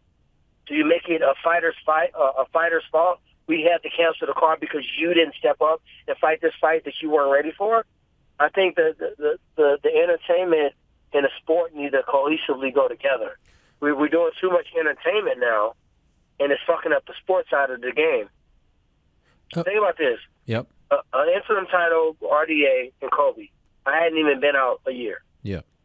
First time in UFC history that an interim title has been put in place and a fighter hadn't been out for a year. Okay? They fight. Kobe refused to fight me on September because he wants to fight in November because he thought he was going to make more money. They called his bluff. They said, well, fuck, we'll let somebody else fight. He said, cool. But now he still charades around, still go to the White House, still act like he's the interim champion. They take his belt. Now it's a circus. Now I go out there and fight, and I just fight, dominate, up-and-coming striker that's huge for the weight that everybody thought had the ingredients to beat me. Now, after I fight him 3 months later, you're going to put another interim title when your champion is telling you he will fight Kobe, he will fight Usman, he will fight anybody. But I just cannot tell you on Friday. I need to go to the doctor on Tuesday to see if I can fight. That's all we're talking about. Like, what other sport? None. What other sport does that? None. No other sport. Absolutely none. And even if you do get cleared, let's say you get cleared this week, January 26th, is that enough time for a camp, for a fight of this magnitude? Is that enough time? Now we're talking essentially a month and change. My dilemma is this. I like to try to go in camp as healthy as possible. There will be a situation where I will basically be rehabbing and camping at the same time, which obviously would tell you that my camp is going to be altered, and I'm going to have some limitation. I'm going to have to get creative. Because if there's things that I'm limited that I can't do because of my gripping strength, it's really the gripping strength. Like, for me to take I wish Skype was working for you guys today, but for me to take my thumb to my pinky, if that's a challenge, and I'm going to be going against whoever I fight next in my division is going to be a wrestler. They're not going to try to stand up with me. They're going to try to wrestle me. Kamaru Usman is not going to stand up with me. He can say whatever he wants to. He knows he would get knocked the fuck out if he tried to stand up with me. So will Kobe. They both are going to try to wrestle me. They're going to try to grind me. They're going to try to put me against the cage. They're going to try to make it a pressure match, try to get close. They're going to try to stay glued to me the whole fight. If I don't have the proper gripping strength to grab, to disengage, to underhook, to use my hands to evade takedowns, I'm putting myself at a disadvantage.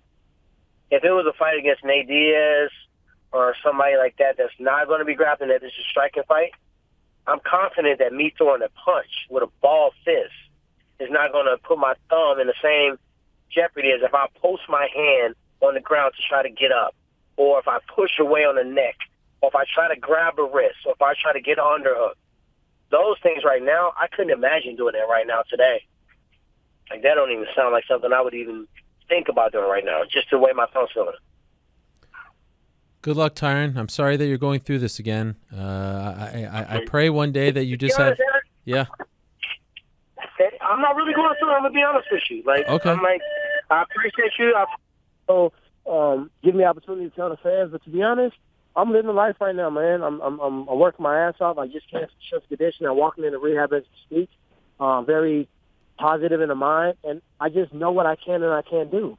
And I won't be pressured into a situation unless I can talk to a doctor and see if it's something I can legitimately do. So I'm doing what I can do.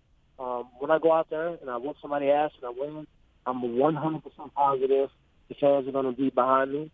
The organization's going to have to push me like they should push me. And, it's only so long. I mean, look at my resume. Shit, what else I got to do? No. Yeah, you don't have to tell us. I think you just fought in September. When is Tyron Woodley going to take a fight? I mean, what more do you have to say? You just fought in September. Good luck this week, Tyron. Let us know how it goes if you can.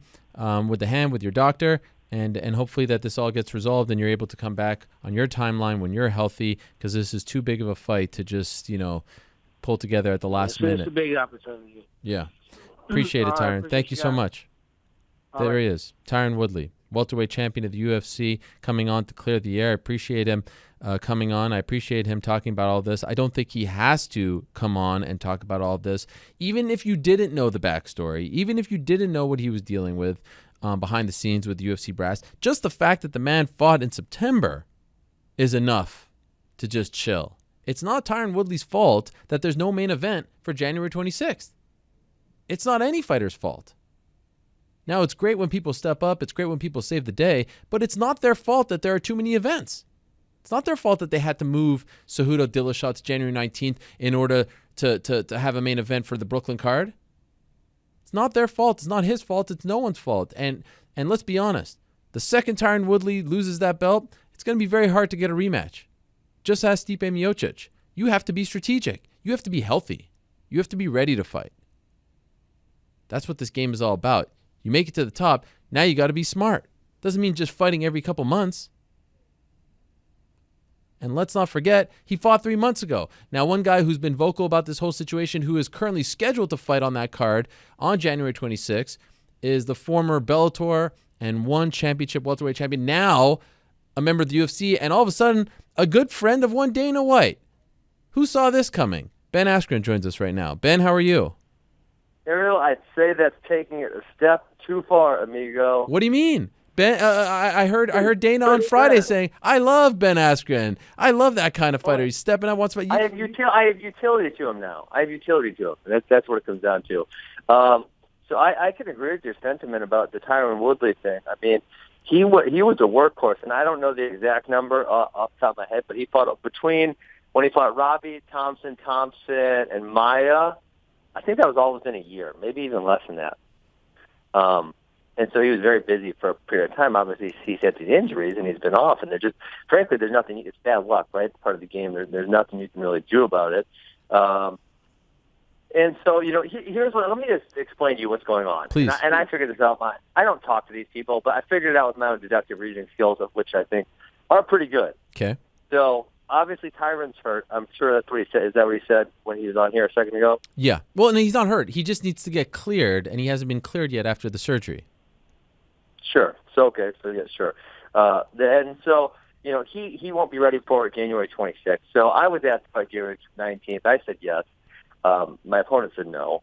So obviously they had to move TJ Henry to January 19th. So now that leaves us without a main event for January 26th. So they really wanted Tyron to do it. Tyron, he's just not healthy. They want to force it, but it just can't happen. There's just nothing he can do about it. It's really, really unfortunate. And so, then I look, okay, well, they need a belt fight. This is a pay-per-view. They do almost every pay-per-view. They do belt fights. Mm-hmm. Almost nobody's available. Look at the roster. You can go through them. They're not available. Right. So I'm realizing, hey, that's why they're pushing Tyron so hard, because they need somebody. So then I realized, well, shit, they might do an interim. And then I go ahead and I notice Usman just is incessantly calling out Colby Covington. So, wow, that's interesting. I bet Usman thinks they're going to give him an interim shot against Covington. Okay? And obviously Covington's scared of Usman, so he ain't saying nothing no more. He's a loudmouth. And when Usman called him out, he shut up real fast. And so I put all that together in my head. I called the UFC. I said, listen, I'll fight Usman or Colby. It doesn't really matter. And that's probably why Dana White likes me, is because at this point in time, Colby only wants to fight Tyron. Usman wants to fight Colby. Colby doesn't want to fight Usman. So they got this weird triangle going on. And listen, one of these losers, they're playing chicken, because what they don't realize is if both of them say no, UFC is going to ask me to beat one of them up, okay? And that's going to go down. So one of them just needs to say yes to each other. Otherwise, they're both screwed, because one of them's got to fight me. The other one, he's SOL. He's out of the picture. So they both lose. So right now, one of them's going to lose, or both of them are going to lose, one way or the other. And, these guys, and then Usman, he tries to go acting like he ain't hearing me. Listen, my following on Twitter and Instagram is significantly larger than Usman's and Covington's. I think it might be bigger than both of theirs put together, for what it's worth. I mean, they're acting like they don't hear me, but my voice is way, way, way louder than theirs is. So listen, and the Kamaru thing, Usman, like when I first saw him fighting, I'm like, hey, I think I know that dude. But what's this? It's Kamaru. Like when I knew him, he was Marty from Nebraska. I knew we were cool. Like he wrestled. He was on the international scene. He was Marty Usman from Nebraska. That's who I knew. And now he's Kamaru from Nigeria. And, these guys have been in the UFC for 4 years, pitching these gimmicks that they're both pushing so hard. One, the Nigerian Nightmare, Colby, the dumb redneck MAGA guy. And the fact that they're so uninteresting, that their followings are so tiny compared to mine, one of them should be saying, thank you, Mr. Askren. I will take an interim title shot against you, and let's call it a day. as we sit here right now, and did you get all that, Ariel? Yeah, that was I phenomenal. went for a while there. It was phenomenal. It was phenomenal. I mean, you went in many different places, and it was all great stuff. And that's what we've come to expect from you at this point. But I just want to make clear. It's still, as of right now, it's still January 26th against Robbie Lawler for you, right? That's still Correct. I have a bout contract against Robbie Lawler for January 26th. But man, who ain't up for something bigger and better? Right. I am. I'm all up for it. Is it not alarming that they asked you and Robbie to fight on January 19th and he said no? He said he wasn't ready, to the best of my knowledge? Yeah, he said he needed more time. Bro, it's 7 days. Yeah. If you can't get ready 7 days early, I don't know. Is the difference main event? 5 rounds. I think that's what that okay. was. Okay. That'd be my guess. That would be my guess, but I don't know for sure. Obviously, I like Robbie, so I don't know why he didn't say yes. I think that's unfortunate. But yeah, at this point, like I said, I'm fighting Robbie January 26th. But if something bigger and better comes along, I am not opposed to taking that opportunity. I'm going to take the opportunity that comes right through my door. And Colby and Usman, they're making it hard for the UFC right now. I'm making it easy. I'll fight either one of them. It's not too hard. Just sign me up. That's all you got to do. Sign up, and damn well I'm going to promote the fight better than both of them put together. You could put both of them versus me, and I'm promoted better than both of them. The weird thing about it is, and I said this when the fight against Lawler was announced, Robbie Lawler was literally the only guy in the welterweight division that you did not call out, that you do not have a beef with. And I felt like, after that amazing debut of calling everyone out, to debut you against the one guy you don't have a beef with, kind of felt a little underwhelming. Well, you know what, Ariel? The other guy I didn't call out was Marty Usman, because I knew Marty. We were cool. We knew each other. And so I didn't call him out either. I kind of liked the guy. And now, he's trying to act like he didn't hear me on one of my Twitter followers, 7 times as large as he is. Shut up, dude. And then, I don't know, I sent you that I sent you a little picture so you guys could post up. I know Skype ain't working, and so I'm not going to get it word for word. No, we have it. We have it on the screen right now. Okay, hold on. So I said don't be a hypocrite, because you're saying to me, and you're doing exactly to me what Colby's trying to do to you. And really, it doesn't make you look good. It doesn't make you look cool. It just makes you look like a scared little bitch. And so then he has the balls to comment and say something like, "Oh, if you earn your right to fight me, I'll fight you." It's like, Marty, you don't understand this game. Okay, Marty, the correct response there was, "You curly-headed little shit, I'll beat your ass." That was what Marty should have said. If he had a good publicist or someone telling him what to say, that's what he would have said. But instead he said, "Oh, if you earned it, I'll fight you." Listen, I earned it. I have twice the following you do in every capacity. I'm 18-0. I haven't been beat. And if you want to make some money, you're going to fight me, because I'm going to throw the crap out of this fight. Wow. And does it not open up a can of worms if you do fight for an interim belt and then you win the interim belt and your good friend is the official champion? I feel you've been very vocal about not fighting him, but then what are you going to do? Yeah. We're not going to fight. We got it worked out. Me and him, we got this taken care of. You don't even worry about How would you work that out? Dana White says to you, okay, you're the interim champ. We already told the UFC how we're going to work it out. That's between me, Tyron, and them. Oh, come on. Why? Why would you? Since when are you the type to hold out on us? Well, because I can't tell you everything, Ariel. But just know that the issues have been worked out. Everything is in place for this to happen, and all they have to do is pull the trigger, because me versus Usman or me versus Colby is a way, way bigger fight than those two versus each other, and we all know that. What do you think happens? I think Colby's going to be a little bitch, and I think I'm going to fight Usman. That's what I think happens. For the interim title? That's what my feeling is. On which date? It's January 26th. And would that be the main event? Yeah, they need a main event. Who's their main event? Tell me who their main event's going to be. Is it not crazy to institute an interim title after you just stripped someone of the interim title and then you brought it in prior to that when the champ had not been out for it's just a mess of a situation. I feel like this is the kind of situation that you would be making fun of if you weren't involved in it. You're very vocal, and that's why we love you. But I feel like this is the kind of situation you'd be laughing at. When an opportunity presents itself, I'll kick that damn door down. So I don't totally disagree with you. But listen, an opportunity in front of me, and I'm a dum-dum if I'm not going to take it. Now, are you on phone calls with Dana White right now, strategizing how to get this done? Is that how close you guys are at the moment? I know. I talked to Hunter Campbell last week. I have not talked to Dana at any point in time. Oh, never? Not once? No. You did have an initial talk in New York, right? No. I tried to grab him and talk to him for a minute, and he was busy and had somewhere to go. You still have not had a conversation with Dana White? No. I tell you this. Isn't that weird? A phone call, something, text message? He doesn't really like me. It's fine. It's fine. I'm here to fight people in the cage. I don't need to make best friends. You're not hurt by this. No, But- absolutely not. But you are unblocked on all forms of social media, right? I believe so. I mean, I don't really care. It was kind of it was a more funny joke than anything. I think that might be the biggest tweet of all time because people found the humor in it. It was great.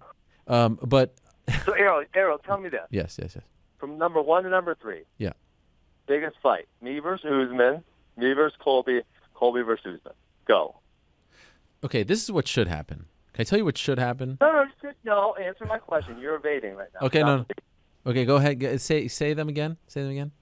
The 3 fights that could happen there. Me versus Usman, me versus Colby, or Colby versus Usman. What is the biggest fight, 1 through 3? But what about Woodley versus Colby? Well, that can't happen. Tyron's hurt. They need this for UFC 233. But he said he just needs to visit his doctor this week, and there's a chance his doctor will clear him. He has not said no to the fight. You see, this is my problem with this whole situation. Oh, well. And I know you'll agree with me on this one, Ben. Yeah. It is not your fault. It is not Tyron's fault. It's not Colby's fault or Usman's fault that the UFC can't find a headliner. And considering the fact that Tyron just fought in September 3 months ago, why should he be rushed into a title fight of this magnitude? And also, why should the fighters be a part of this whole interim title, this, that, that? And I get it, it brings more money, but it just kind of, it feeds into the pressure that they're trying to put on you guys to fight when you're not available, when you're not healthy, right? Like in this particular situation, I kind of feel like you should have Tyron's back. When I talked to them, I stood up for Tyron. I said, you guys are trying to push him to fight when he's injured. It's very unreasonable. Additionally, I brought up the fact that he fought so many times. I mean, I want to say that it was less than a year stretch. He fought 4 times, I believe, if I'm correct. And that was more than any other champion had fought in that time period. So then if you go, you add take the year for injury, but it's still 5 times in 2 years. I would venture to guess that's more than probably everyone except DC, I would guess. Mm-hmm. I don't have any stats in front of me. That's just my feeling. So Tyron actually, despite the fact that he's been inactive, he has been actually fairly active. I stood up for Tyron, but one of the things I always say in life is like, there's a way that we want things to be. Now, there's also a way that things are. And unless we get a lot of power, unless we're way at the top, when we can influence change, we have to deal in realities. We can't deal in what we want to happen. Otherwise, we'll be left playing a game that doesn't exist. That is profound. I like that. I see where you're coming from, and I appreciate you trying to people do that. Create some havoc and knock the door down. There's an opportunity there. It's knocking. You want to open the door. I get all that. To answer your question, because I will answer your question, I think you versus Colby is the sexier fight, but the fight that I want to see maybe more than any right now in the UFC that's not made, because of course there's John Jones coming back, all that, is Colby versus Tyron, and I don't want anything to get in the way of that. But that wasn't an option. so that means I'll pick you versus Usman as the answer to your question. Do you get what I'm saying? Okay, well just tell Colby versus Usman. No one really wants to see that. Both those guys, they're trying to run a gimmick, and it's just not that good of a gimmick. They do have heat. They got heat. I gotta admit, it dates back to. A little bit. It's not bad. Yeah, I mean, the fact that Colby's so scared of it makes it not so good. I mean, if Colby wasn't so scared, it would actually respond in some way, shape, or form. It would make it a little more interesting. And how about you getting a response from Conor McGregor? I mean, that's big time. You made it. Was he drunk, though, or what? He had to be drunk, right? I mean, he's taking... Listen, he took the bait. I think that's a sign of respect, if I'm being honest. I'm going to put it on that, which I don't think it's hammered and was just had his phone handy and was going off. No. I appreciate you being bashful, but I think it was a major sign of respect. So as of right now, you know what I would also suggest? Why don't we get rid of the Anaheim card and load the deck for the debut on ESPN and move you versus Robbie 3-round fight to that card? They already tried doing that. He already said no. Even for a 3-rounder? I don't know what he said. Maybe he just said no. That's all I know. I think we need to revisit this whole. It's just why did they pick that fight? Did you ever ask them, of all the fights, of all the people you talked about, why him? No, I said yes, because I didn't come here to pick my fights, and I didn't come here to. And this is why people are going to get annoyed with Usman and Covington right now. They're trying to pick their fights. Just shut up and fight. That's it, right? Did you hear Chael's theory on why they booked you versus Lawler? probably says they want me to lose, and it's Dana likes him, and it's probably a bad matchup for me. That would be my guess. Yeah. That he's essentially the hired gun to take you out. Yeah, I mean that makes a lot of sense. I can definitely see that for sure. You think it's true? Well, when I think of all the reasons they could have put me against him, that's the one that would make the most sense. And again, I don't know that for a fact. I'm just trying to use my deductive reasoning powers, and that's what I come up with. Yeah, that is fun. Like if he actually comes out like Vince McMahon with his hired gun and says, "I'm taking you out. I brought you in to beat you." He won't do it though, but it would be awesome. It'd be incredible. Imagine that. I hate Ben Askren. The sight of him and that curly hair drives me nuts. So I have called upon my OG, my guy, Ruthless Robbie Lawler, to take him out. After all these years, shut him up, knock him out. Wouldn't that be amazing? And I bet you'd love it. God.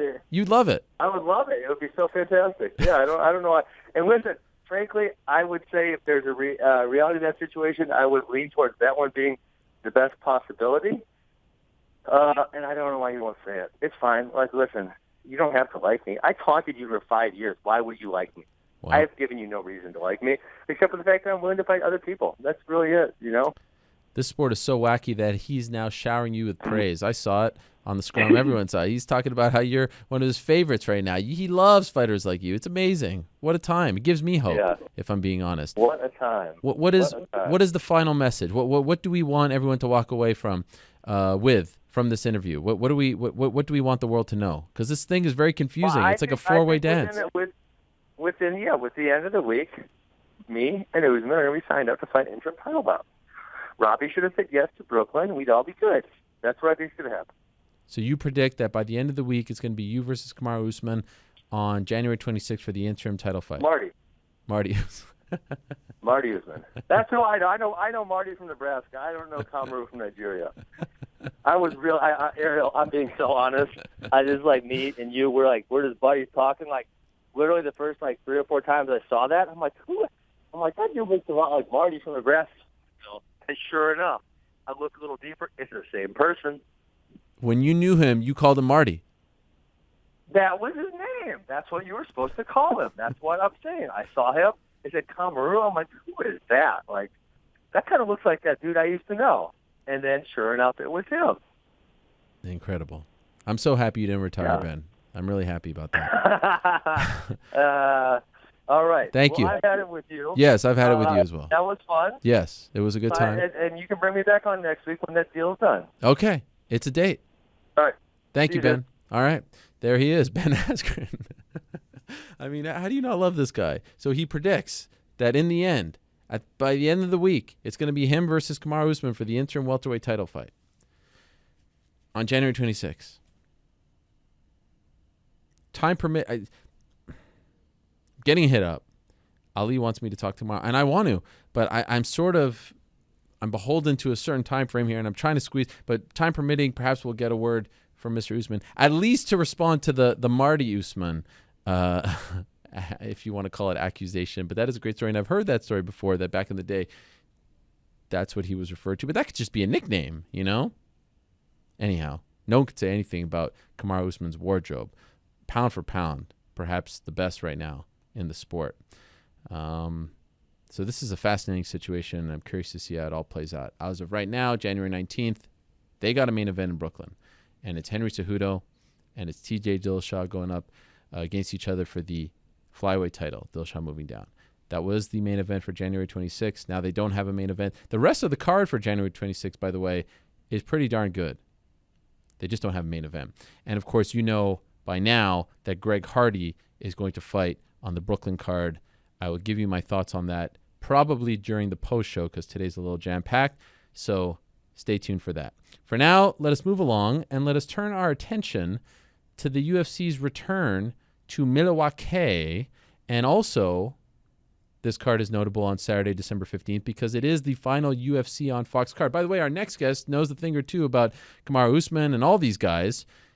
He is one of the rising stars in the world of MMA management, but he is also a UFC fighter coming off an impressive victory, and he is also fighting this weekend on the UFC on Fox card. He is our good friend Dan Ige joining us right now on the phone. Dan, how are you? Hey, Ariel. I'm doing good. How are you? Aloha. I'm a little upset. Skype's down. Yeah. What's up with that? Ah, man, Dan, you're killing me here. You're like the third person in a row to bring this up. I was trying to sort of ignore it and hope that no one noticed, but yes, it is down. Dan, one of these days, I'll let you know, since you kind of work. See, this is the thing I love about Dan. Dan, to me, is a fighter, and fighters are known to be they're just all over the place. I was going to say unreliable, but I wouldn't call them that. They're just, they need managers, they need assistants. You're a fighter, and yet you're more on top of everything than any manager, assistant, PR person, because you help booking interviews and doing all kinds of stuff with Ali Abdelaziz for Dominance MMA. It's amazing to me. So you're the kind of guy who would appreciate the fact that there's no Skype today, but I'll let you know that things are we're about to make a big move. I'll leave it at that, but we're about to make a big move as far as the show is concerned. Oh, I appreciate that, Ariel. It's definitely an honor to be on the show, and I feel like you and I have had a texting relationship for 3 years, and now I'm only getting on the show. So thank you, finally. I have to say, I feel like you've been on the show before because you're so involved on the back end, and of course I've interviewed you at events and whatnot, but yes, it is a long time coming, and I'm happy to have you. Do you want to would you like to say anything on behalf of Mr. Usman and all these people that are being discussed that are part of your stable, or should I leave that up for Ali? Because we were just talking about them. I'll always talk her, but I will say one thing. Usman is a monster, and no one wants to fight. Who wants to fight that guy? That guy's he's a monster. Everyone's running from him. I feel, in my opinion, he's next in line for the title. If Colby doesn't want to fight, Usman's right there. Usman wants to fight, and I feel like guys who are ready and willing to fight should be rewarded. So, I don't know, man. Someone's got to step up and fight him, and get, he deserves it. Okay, I appreciate that. So you are fighting this weekend on the Fox card in Milwaukee. At what point, Dan, do you stop the other job? Like, are you still working up until your fight, or do you get like 2 weeks of a break so that you can just focus on yourself? You're fighting Jordan Griffin this weekend. Ariel, I'll say one thing. I'm a machine, and right now I got text coming through my phone, and it's supposed to be my week off, but I feel like I am a machine. I wake up every morning, first thing that goes off. I clear all the spam out of my emails. I check every email. I go through. I'm organized, and then I start my day. But it's hard for me. I really just want to focus on the fight, but like my brain is so conditioned to just working 24/7, and that's in every aspect. That's not only in management. I leave no stone unturned. I go out there and I handle it well. It's definitely a lot of work, but it's not just a 9-to-5 job I'm working here. It's 24/7. I'll wake up in the morning. I'll get my morning training in. I'll go straight to work. Ali and myself. Ali's one of the hardest working managers in the game. The guy's constantly. Ali is not a normal human. This guy will wake up with one eye open and start work. He doesn't even eat breakfast. He gets up, one eye open, starts work. From morning to freaking 3 in the morning. The guy's constantly working, and so I'm usually with him for about 6 to 8 hours a day. We're together, and then we'll go after that. We'll go and train in the gym, and there's not too many jobs in the world where you get to punch your boss in the face. So if we have our struggles at work, we get angry at each other, we can always go on the mat and train. And I'll tell you one thing, he's a monster, man. Like, the guy talks a lot, but he can back it up. He's a Renzo Gracie black belt. He's one of my main training partners. So we're always on the mat, smashing each other. And at the end of the day, we could shake hands and get back to business. But like I said, it's not a 9-to-5. After work, I'll come home, relax, eat some dinner. But there's business. The MMA world doesn't stop just because I have a fight. There's still deals to be made. Lawyers we need to talk to. I'm constantly having conversations with lawyers, doing different deals. I'm not just the PR guy, Ariel. I do that. I feel like I'm the people guy. I try to maintain a relationship with people, and I feel like I'm the not only the brains. I feel like I'm just the glue of Dominance MMA, and I like to hold. I do my best to hold everything together and bring everyone together. And we go the extra mile. I've always I've had this philosophy. I grew up listening to Napoleon Hill. He was like, he's kind of like the modern day Tony Robbins, Gary Vee, like that. But back in the day, this was like the OG. And this guy, he always talked about going the extra mile. And I feel like that's something, we do at Dominance MMA. It doesn't matter if you're the, fighting on the Fight Pass prelims or you're the champion. We treat everyone the same. We take care of everyone, make sure, their meals are taken care of, their food's taken care of fight week, their medicals are done, their paperwork, their flights. So, of course, the fighter doesn't have to worry about that. And, yes, the crazy thing is I'm a fighter, and, sometimes the hardest part for me is sometimes I have an ego, Ariel. Sometimes my ego gets involved because here I am. I do all this stuff for myself, and I have to fight with that ego. And I'd be like, man, why can't these guys do that? But this is my job, Ariel. I love this. This is my passion. I grew up. I went to school. I have an education. I'm doing this not because I have to. I love it. I love MMA, and I want to grow and evolve with the sport. And not only in fighting, of course, I want to be the best. I want to be the champion, but I'm setting myself up for after as well. And I could definitely back up what you said about being sort of the glue of dominance behind. I don't want you to think that I was just referring to you as a PR person or anything like that. I know you do a heck of a lot more. In fact, when Ali came in studio a few weeks back, if not for you, I don't think he would be in studio because, as I told him, I was done with him. I was done. And yes, he is crazy, as you said earlier as well. But you're going into. He's got a good heart. Yes, I know he's a great guy. You're coming into this fight coming off a win, and not just a win, a very impressive win, an emphatic win. You won in less than a minute, 50 seconds to be exact, back in June in Chicago. Do you feel a little less pressure going into this one as opposed to, going into that one where you were coming off a loss in your debut? No, I feel more pressure. I feel like every fight there's pressure on me. I always feel like I have something to prove, and I don't know what it was. My last fight, I came off a loss in my debut, close decision, and that sucked, and I hated. I mean, I'm okay with losing. It's something that comes with the sport, but I'm not okay with quitting, and I will never quit. And I took that loss like a man, and I came back and I dominated the next guy. And I feel like, I don't put myself on a pedestal just because I beat a guy in 50 seconds. I have to go out there and fight another man who's trained and, trying to take my head off. So, I have a lot to prove. And every time I fight, I feel like I'm fighting for my job. So I'm going to go out there, and that's my main focus, is putting this guy to sleep. I don't, I'm not trying to come off as arrogant or cocky, but, I have a mission, and I'm 100% set on getting it done, and I will. So, yeah. What's it like seeing a fellow Hawaiian in the main event, champion? I know that's where you want to be, Max Holloway on Saturday, and now you're up. Do you watch that and take motivation from that? I know you're not part of the same team or anything like that, but do you find a connection and inspiration in what he's doing, and then you're up next?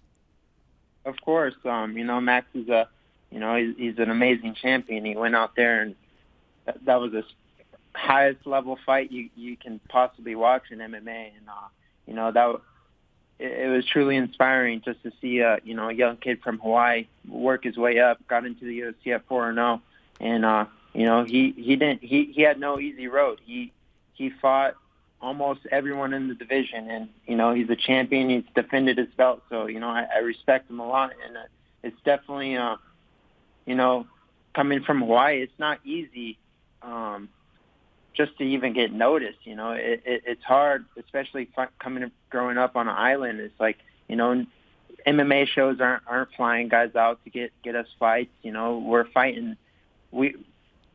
That's the thing about MMA Hawaii. We fight.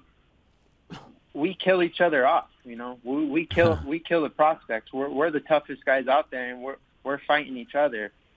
Just because small MMA shows aren't going to fly out. Someone from Hawaii, that's an expensive flight, and so we're fighting all local talent. But I will tell you one thing: Hawaiian fighters are some of the smartest and toughest fighters out there. they're skilled fighters. If you just go to YouTube, type in Hawaii scraps, you see guys throwing 3-piece combinations ending with a leg kick. These guys are skilled, and it's just from growing up. It's a cultural thing. We fight. It's in our blood. So, to see someone like Max go out there and do what he did this past Saturday night, that was, inspiring for sure. And I feel like, we're just on the come up. We're finally making a breakthrough in MMA. Hawaiians are some of the best fighters in the world, and now the world's starting to see it. It's been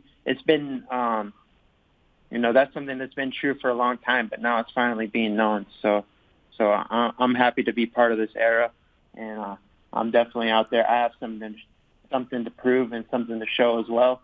So I'm going to show that December 15th in Milwaukee. What do you know about Jordan Griffin? He's a tough guy. I watch everyone. Contender Series. He's Contender Series vet, King of Cakes vet. He's been a champion in other organizations. He has a lot of fights. He's young. He's hungry. Trains out of Rufus Sport. I'm fighting in his hometown. He's got something to prove. He's going to come out there, try to knock me out in front of all of his friends and his family. But, it doesn't matter. It's never about the opponent for me, Ariel. It's always the battle with myself. If I can go out there and be healthy and get through a full, camp and just get in amazing shape, I feel like I have nothing to worry about or be nervous about. As hard as I work in the management field, I work just as hard, if not harder, in my training. And I feel I'm one of the hungriest fighters, if not the hungriest fighter in the UFC, in the whole entire UFC roster, not just my division. And so Jordan Griffin is definitely going to have a problem. I respect the guy; he's dangerous, but I'm not going to let him back me up. I know he likes to back guys up, and I'm not going to take a step backwards. And I'm gonna go out there and try to put him to sleep. Will Ali corner you on Saturday? Ali's gonna be he's gonna be in Hawaii. Ah. So, damn, he chose Hawaii over Milwaukee, and you're Hawaiian? Yeah. Damn. Some friend he is. No, I respect him because he prompted Naaman Gracie is fighting. Hobson Gracie and Naaman Gracie are both fighting in Hawaii. And before I got booked, he promised them, and he's a man of his word, so I respect him. So it's just going to be me. My corner's Eric Nixick, he's my head coach. My brother Skylar Close, and actually my dad's flying out there, so I'm going to put my dad in the corner just to sick. Let him be a part of it. Yeah. Wow. Is that the first time he's been in your corner? Yeah. First time ever. So, but yeah, he was actually he was a state champ in wrestling in high school back in the day, and he wrestled in college a little bit. So I'm gonna call him my wrestling coach. Nice. I like it. Well, I wish you the best, Dan. Long time coming having you on the program. It's great to work with you behind the scenes, but what you're doing in your actual fighting career is impressive in its own right. You're coming off a very impressive win back in June. Looking forward to seeing what you could do now in your third UFC fight. It's this Saturday, UFC on Fox in Milwaukee, headlined by Kevin Lee versus Ally Quinta 2. Keep an eye out for Dan Ige, Dynamite Dan, fighting on the prelims against Jordan Griffin. Best of luck to you, Dan. Looking forward to it. Oh, okay. That's it for Dan Ige. Appreciate it very much. So that's the card this Saturday. So it's a very busy weekend as far as this weekend is concerned with the two Bellator cards in Hawaii. You have Hawaii and Dan Ige fighting on the Milwaukee card. The final UFC on Fox card ever, and that's this Saturday, December 15th. Also, Canelo Alvarez fighting for DAZN. There's a lot to like. There's a lot going on as always. MMA finishing the year very, very strong. Very good cards. And, of course, it culminates December 29th with John Jones versus Alexander Gustafsson. So I told you about all the events this weekend. There's another event this weekend as well that is worth your attention. WWE TLC, my friends, this Sunday at the SAP Center in San Jose, California, the Shark Tank, if you will, formerly known as the HP Pavilion. One of the very anticipated matches on that card is a three-way women's TLC match, the very first of its kind in WWE history. Asuka, Charlotte Flair, and the SmackDown Women's Champion, Becky Lynch. Now, you may have heard of the name Becky Lynch on this program. Just a couple of weeks ago, I was doing the post-show with New York Rick, and it was coming off a very busy weekend in combat sports. And I told New York Rick that there was one story in particular that I was very high on, that I was all in on, that I thought was the story of the week. And I told him that I was all in on the man, Becky Lynch, the pride of Limerick, the pride of Ireland, the SmackDown Women's Champion, Becky Lynch of World Wrestling Entertainment. And she was entangled in this feud with Ronda Rousey, and a few of her tweets got my attention. Of course, I knew of her before. She's been in WWE for quite some time. I've seen her at UFC events, but something changed over the last few months, and she had really caught my attention. And of course, you know, getting involved in the feud with Ronda Rousey and some of the things that she was saying and tweeting about, I thought was phenomenal. So I was all in. And at that point, I made it my mission to have the man on this program. Now, as you may know, she's a very busy person. She's very in demand. A lot of people want to talk to the man. And for a little while, she was on the sidelines. She had to be medically cleared. She's preparing for a big match this Sunday. But my friends, as they like to say in the biz, the man has come around. And she is here on this program. You have all been talking about it. You have all been asking me, when are we going to have Becky Lynch on the show? And since we announced it yesterday, everyone has been reaching out about it, asking me if it was for real, if it was true, if the rumors were true. Here she is, the SmackDown Women's Champion, the pride of Limerick, the pride of Ireland. The one and only Becky Lynch is joining us on the phone right now. Becky, how are you? I'm doing wonderful, Ariel. How are you doing? I'm doing great. What's the crack? Oh, the crack is mighty. Mighty. I thought you were going to say 91. I heard that when it's 91, that means it's the best ever. The crack is 91. The crack will be 91 when I retain my title at TLC and walk out of there still the champ. Always the man. Okay. I appreciate the way you did that. Thank you very much for coming on the show. I know that you're very much in demand these days, and it's a very busy time for you, so I really appreciate it. I know a lot of people are excited about having you on the show as well. A lot has happened to you in particular over the past month or so. I know it kind of all really started to ramp up over the summer when you turned on your friend Charlotte Flair and all that stuff. But it seems like over the past month something has changed. And for someone like myself who is just sort of learning a lot about you and has known you from afar, I say, wow, this is amazing. It's a meteoric rise. But you've been in this business, correct me if I'm wrong, for around like 16, 17 years. This is not like an overnight thing. Is it kind of wild for you that that you're now the hottest thing in pro wrestling, that everyone's talking about you, not just in pro wrestling, but in my world as well? You have caught everyone's attention. Is this kind of surreal at this point?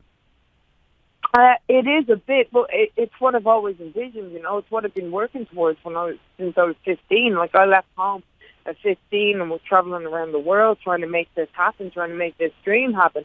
And here we are. It just took a lot of self-belief to get there. And there were so many times when I would doubt myself and wonder if it was ever going to happen for me. And I would get to a certain spot and then I'd get knocked down and taken off TV, or something would happen.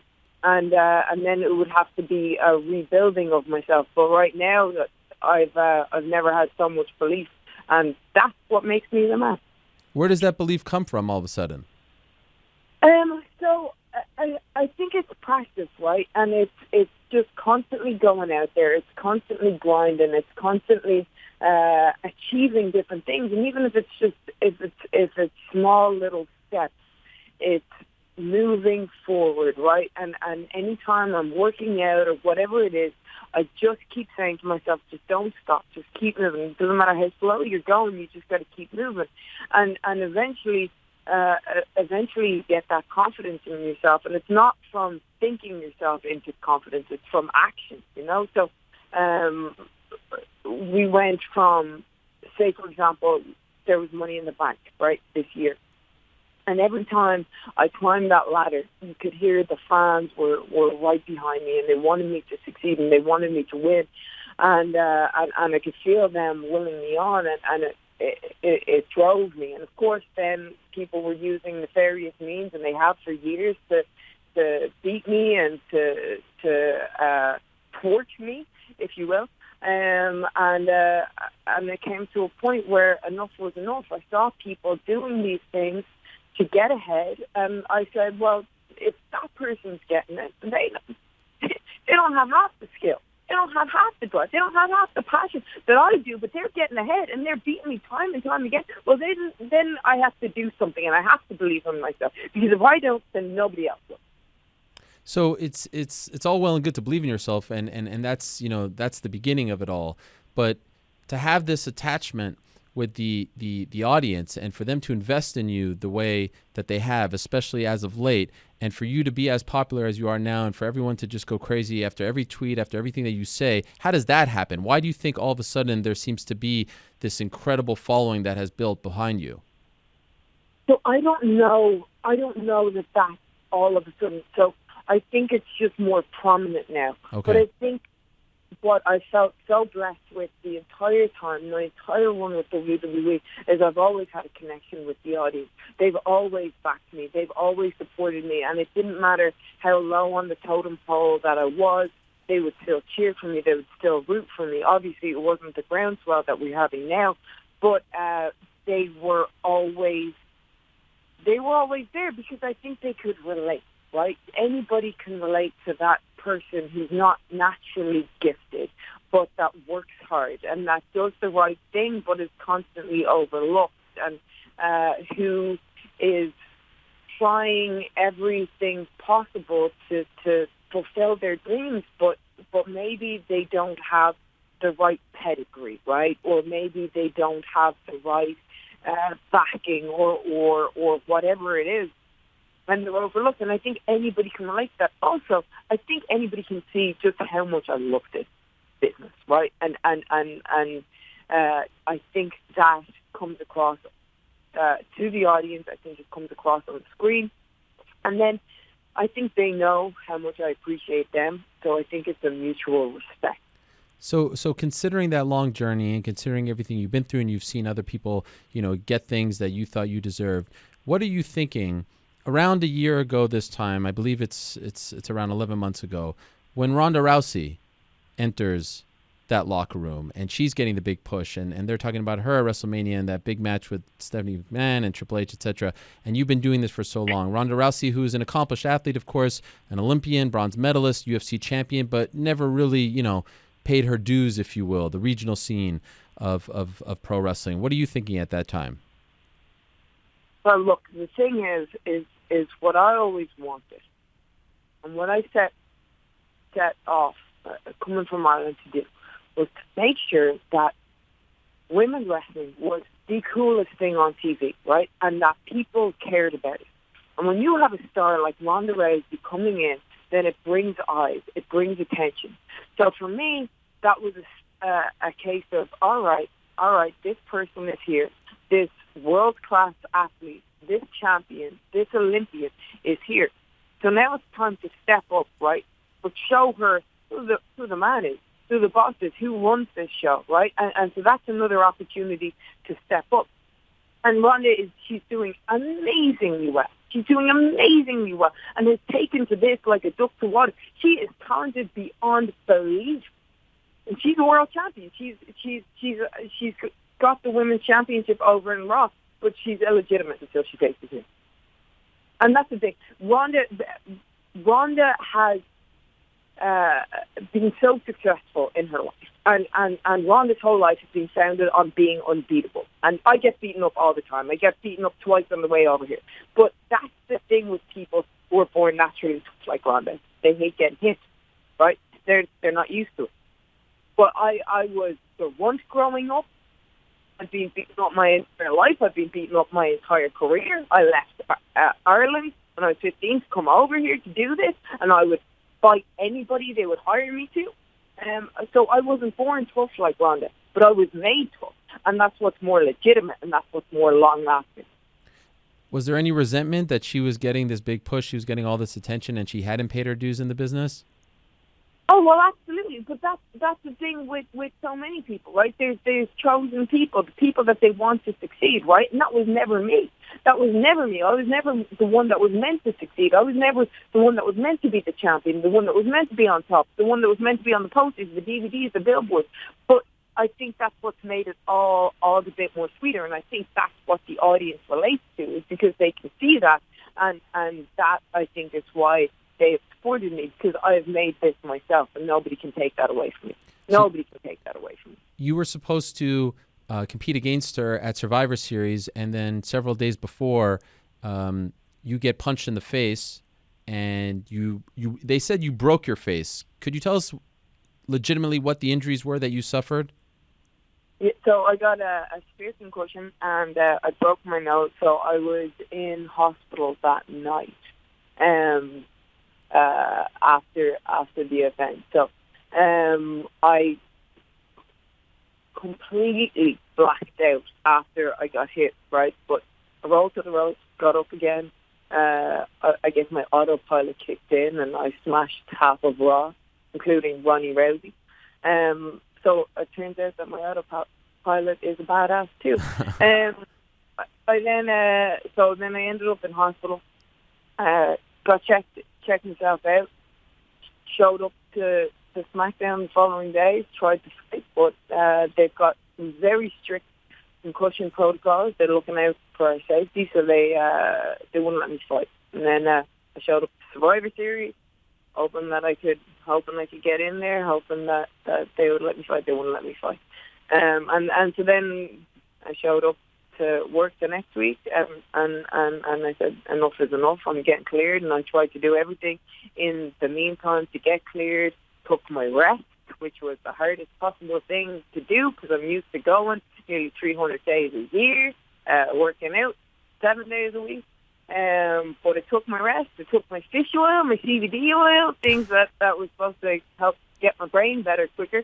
So now I still have the broken nose, obviously, but nothing I can't fight through. So that gift that I've now seen a gazillion times of you with your face all bloody and just kind of being the man, are you, like, do you have no recollection of that? Or were you, like, completely out of it at that point? Completely out of it. I was completely out on my feet. Wow, that is unbelievable. Now, I would imagine that you would be really mad at the woman who punched you in the face, Nia Jax. I mean, I know you guys were performing, but obviously she didn't want to seriously hurt you. I would imagine in that moment you probably hated her. But in hindsight, I feel like you owe her a bouquet, because I feel like that's the greatest thing to ever happen to you. You do know that, right? Well, yeah, hopefully it'll lead to bigger and better things, because I think now the fight that people want to see is me versus Ronnie. Yeah, but they want to see it on a bigger stage. They do want to see it on a bigger stage, and I think WrestleMania is a pretty damn big stage. What are the chances of you two, and this has never happened before for those that don't know, it's a common thing in our sport for females to headline a UFC event, and especially big ones, but what are the chances, honestly, in your heart, of you two headlining WrestleMania next year in New Jersey? That's my goal. That's all I can think about. That's all I want. That's what I'm living it right now. It's what I wake up thinking about. It's what I go to bed thinking about. If I had a vision board, that would be on my vision board. But I think the possibility is, I think it's right there, right? Like and for no other reasons than I think it's the fight that people most care to see, right? So it doesn't matter what the gender is, or if it's for an evolution or whatever. People care about this fight, and it's the one that people will care about the most. So it should be the main event. And so for me, where my interest was truly piqued was when you wrote to her on Twitter, and you were responding to a tweet where she was saying, "Oh, I'm sorry that you couldn't make it," and whatnot. And this is what you wrote to her. You said, "When I got my face broke, I got up, owned you, then showed up the next day looking to fight some more. When you got your face broke, you hid for a year under your blankie. Your mind is as weak as your jaw, and I'm going to move heaven and earth to come destroy them both." Now, to me, this was fascinating, Becky, because I was wondering when Ronda's passed, and in particular, the way she left MMA, because it was unceremonious at best. I was wondering when and if that would be brought up at some point, and I felt like there was only one opportunity to do it right. Someone was going to get the opportunity to do it, and they had to do it right. And I think you smashed it. You nailed it. Everything that you've been doing, bringing this up, it's just been perfect. And so I'm wondering if I can expand on that sentiment, Do you not have respect for her, the way she handled those losses? She's never really addressed them. She didn't talk to the media in between, the two losses, and then she just kind of disappeared. She never really formally retired. The way she handled that, did you lose respect for? I know you've watched UFC, you've watched MMA in the past. Is that just not the kind of person that you respect? So I have a ton of respect for Ronda, right? When you look at UFC, like we've got to question whether women would even be in the octagon if it wasn't for Ronda and what she had and what she brought to the table. And she was undoubtedly the best at the time and brought women's sports and women's MMA up to a whole other level and category that we've never seen before, right? And I don't know if we'll see it again, right? Because she was phenomenal. My point in that is that being a champion is about being tested, right? And what I've done is being tested time and time again. I have lost countless amounts of time, and that means nothing to me because I know I get back up again. And I don't think that she could do the same thing. So what we'll really see, when we'll really see Ronda being tested in my sport, is when she gets knocked down, and I'm the person to do that. What is she like backstage? She talks to everybody. She's driven. She wants to do good in the sport, but winning comes so effortlessly to her. That I don't know how she's going to handle it when somebody can come in and hand her ass like I'm going to. Who gave you who came up, if not yourself, the moniker The Man, which I think is incredible, by the way? The Man. So I throw a lot of stuff. I've got a friend back home, and I throw a lot of stuff around, and we often talk about, and it's this talking about mindset, right, and about confidence and about being the man. So my friend Paul O'Brien and I, we would talk back and forth, and he would always say, "You're the man," and I would say, "I am the man. I am the man." So then I started to believe that I am the man, and I would start to throw it out there, and now I am the man. Everybody knows I'm the man. And I've heard her say, like, look, you're a woman. You should be proud of being a woman. Why are you calling yourself a man? This is exactly what we don't need. What is your response to that? Because, and that is the thing. That's such a small-minded thing because I'm not talking about gender. I'm not saying I am a man. I am saying I am the man. The man has been used as a moniker to being the top dog in our business. And if she knew anything about our business, she might know that, right? So it's what Ric Flair called himself. He said, to be the man, you got to beat the man. Well, there's nobody else who is on top of the totem pole like I am right now. So therefore, I am the man. And being the man is all about believing in yourself, right? It's about believing in yourself more than other people believe in you, right? So the man in the mail room can be the man, right? The woman that's running a Fortune 500 company can be the man. But in my business, there's only one man, and that is me. I mentioned at the top of the show that the Irish are killing it in all forms of combat sports. There's yourself in pro wrestling. Of course, there's Conor, who is still the top draw in MMA, and no one's even close. There's Katie Taylor in boxing as well, who's actually competing this weekend as well and doing great things. And so I've seen you and Conor, you've interacted online. Have you ever met Conor? Have you ever trained with Conor? I've never met him. What a legend, though. And, I've been a big fan of his work for a long time. I used to train in SBG back in Ireland.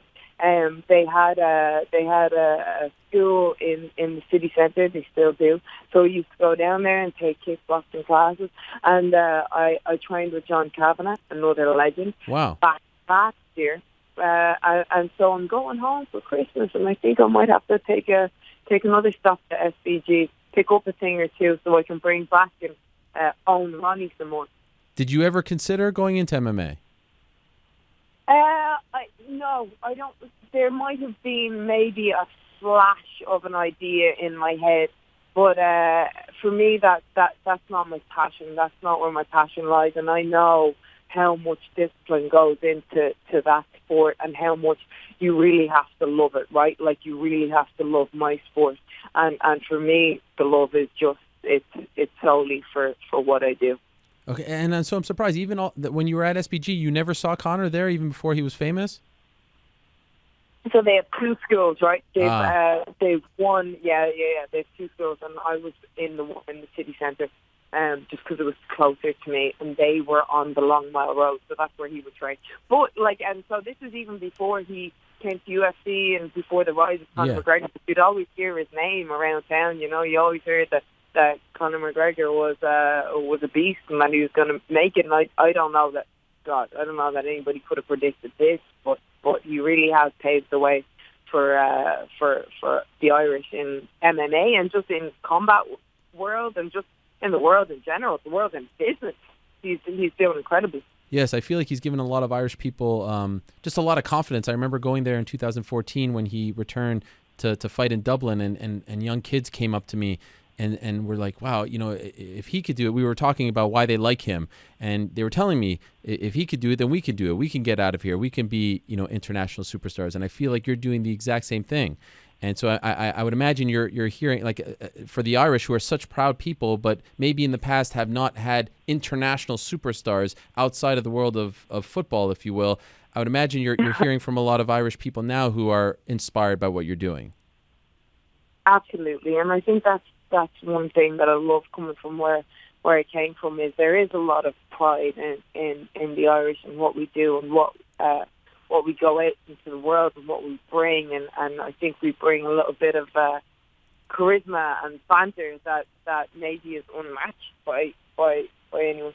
And we like to have a good time, and I think people always navigate that, right? They gravitate towards that. So to be able to go back, to be able to do shows in Dublin and hear the crowd erupt the entire time, it's humbling and it's amazing. And I couldn't be prouder.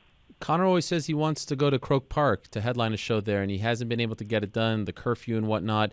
But I feel like perhaps a big house show or so, they don't have to play by the same rules in WWE. What about you headlining Croke Park? I feel like you could do it. That would be phenomenal. Let's go. What do we have to do? Yeah, and I could bring him along.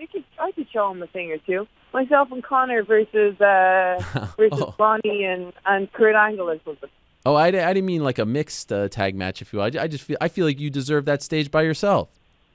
Possibly, but that would be pretty freaking cool, and yes, I think the Irish people would enjoy it. Yes, I think a picture at this point of you and Conor together would break the internet. I feel like that's what everyone's just waiting for. It could happen. And when are we going to see you at a UFC event again? I feel like you went to a few and now you don't go anymore. Whenever. So we're on the road 52 weeks a year, right? And that's usually Saturday, Sunday, Monday, Tuesday, especially for me, right?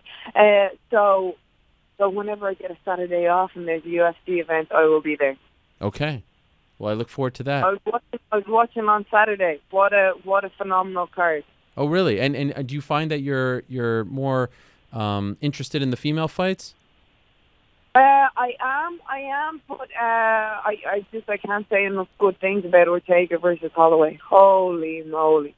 And just how much heart Ortega showed, and Holloway just being an absolute beast.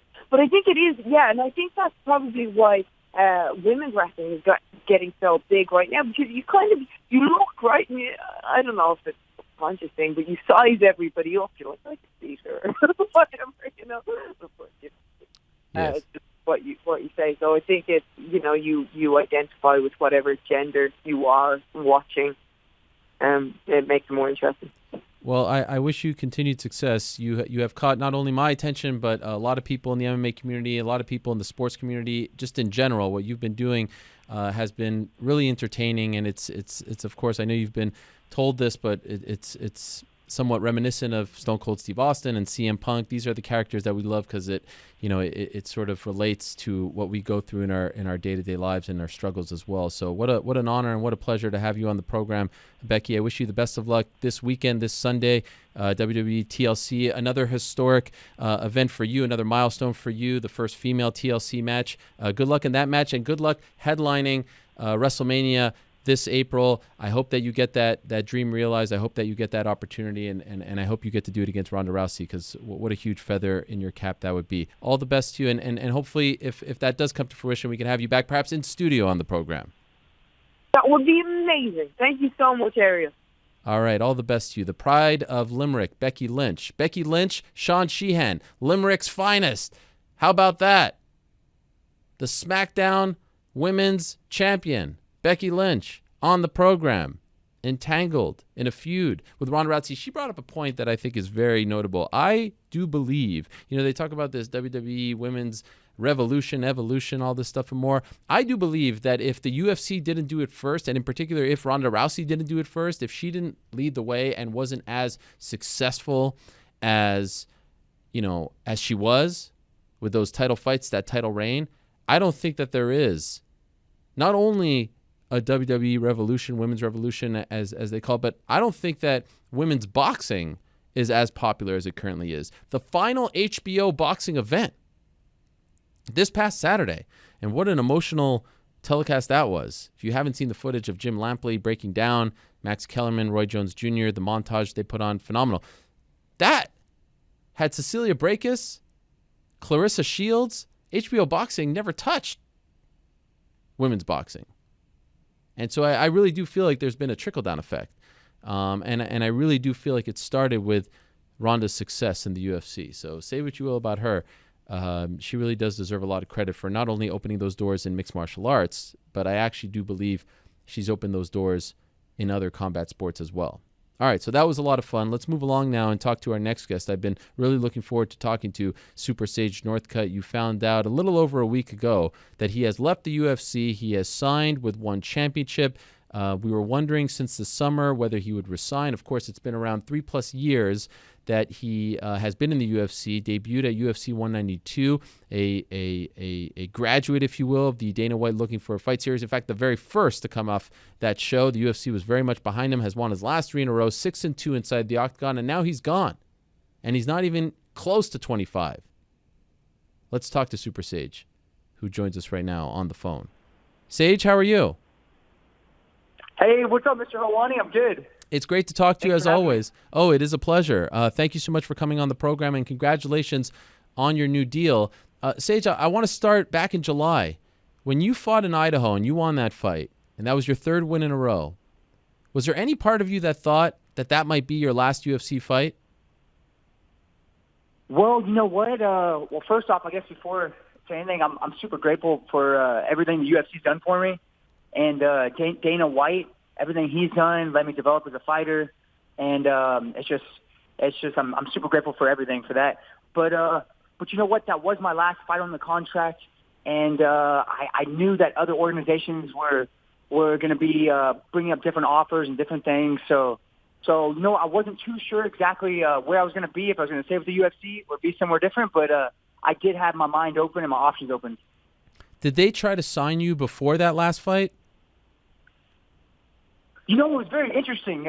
Before that fight actually happened with Zach Otto, I actually had a fight scheduled 2 times, and that was before my last fight on the contract. So it was interesting what the UFC did. They had me scheduled for a fight, and then last minute they actually changed that and moved it to a different date, and then had me scheduled for another fight, changed that and moved that to a different date, and then I ended up fighting Zach Otto, and they released that fight that was fighting him a week before it actually happened. So it was kind of put off, but yes. What was your exact question again? Oh, because sometimes when a contract is coming up, the UFC will try to secure that person before they fight their last fight, so that you don't go out and test the market and you just kind of get it wrapped up. So I was curious if they tried to engage in talks before you fought that last fight back in July.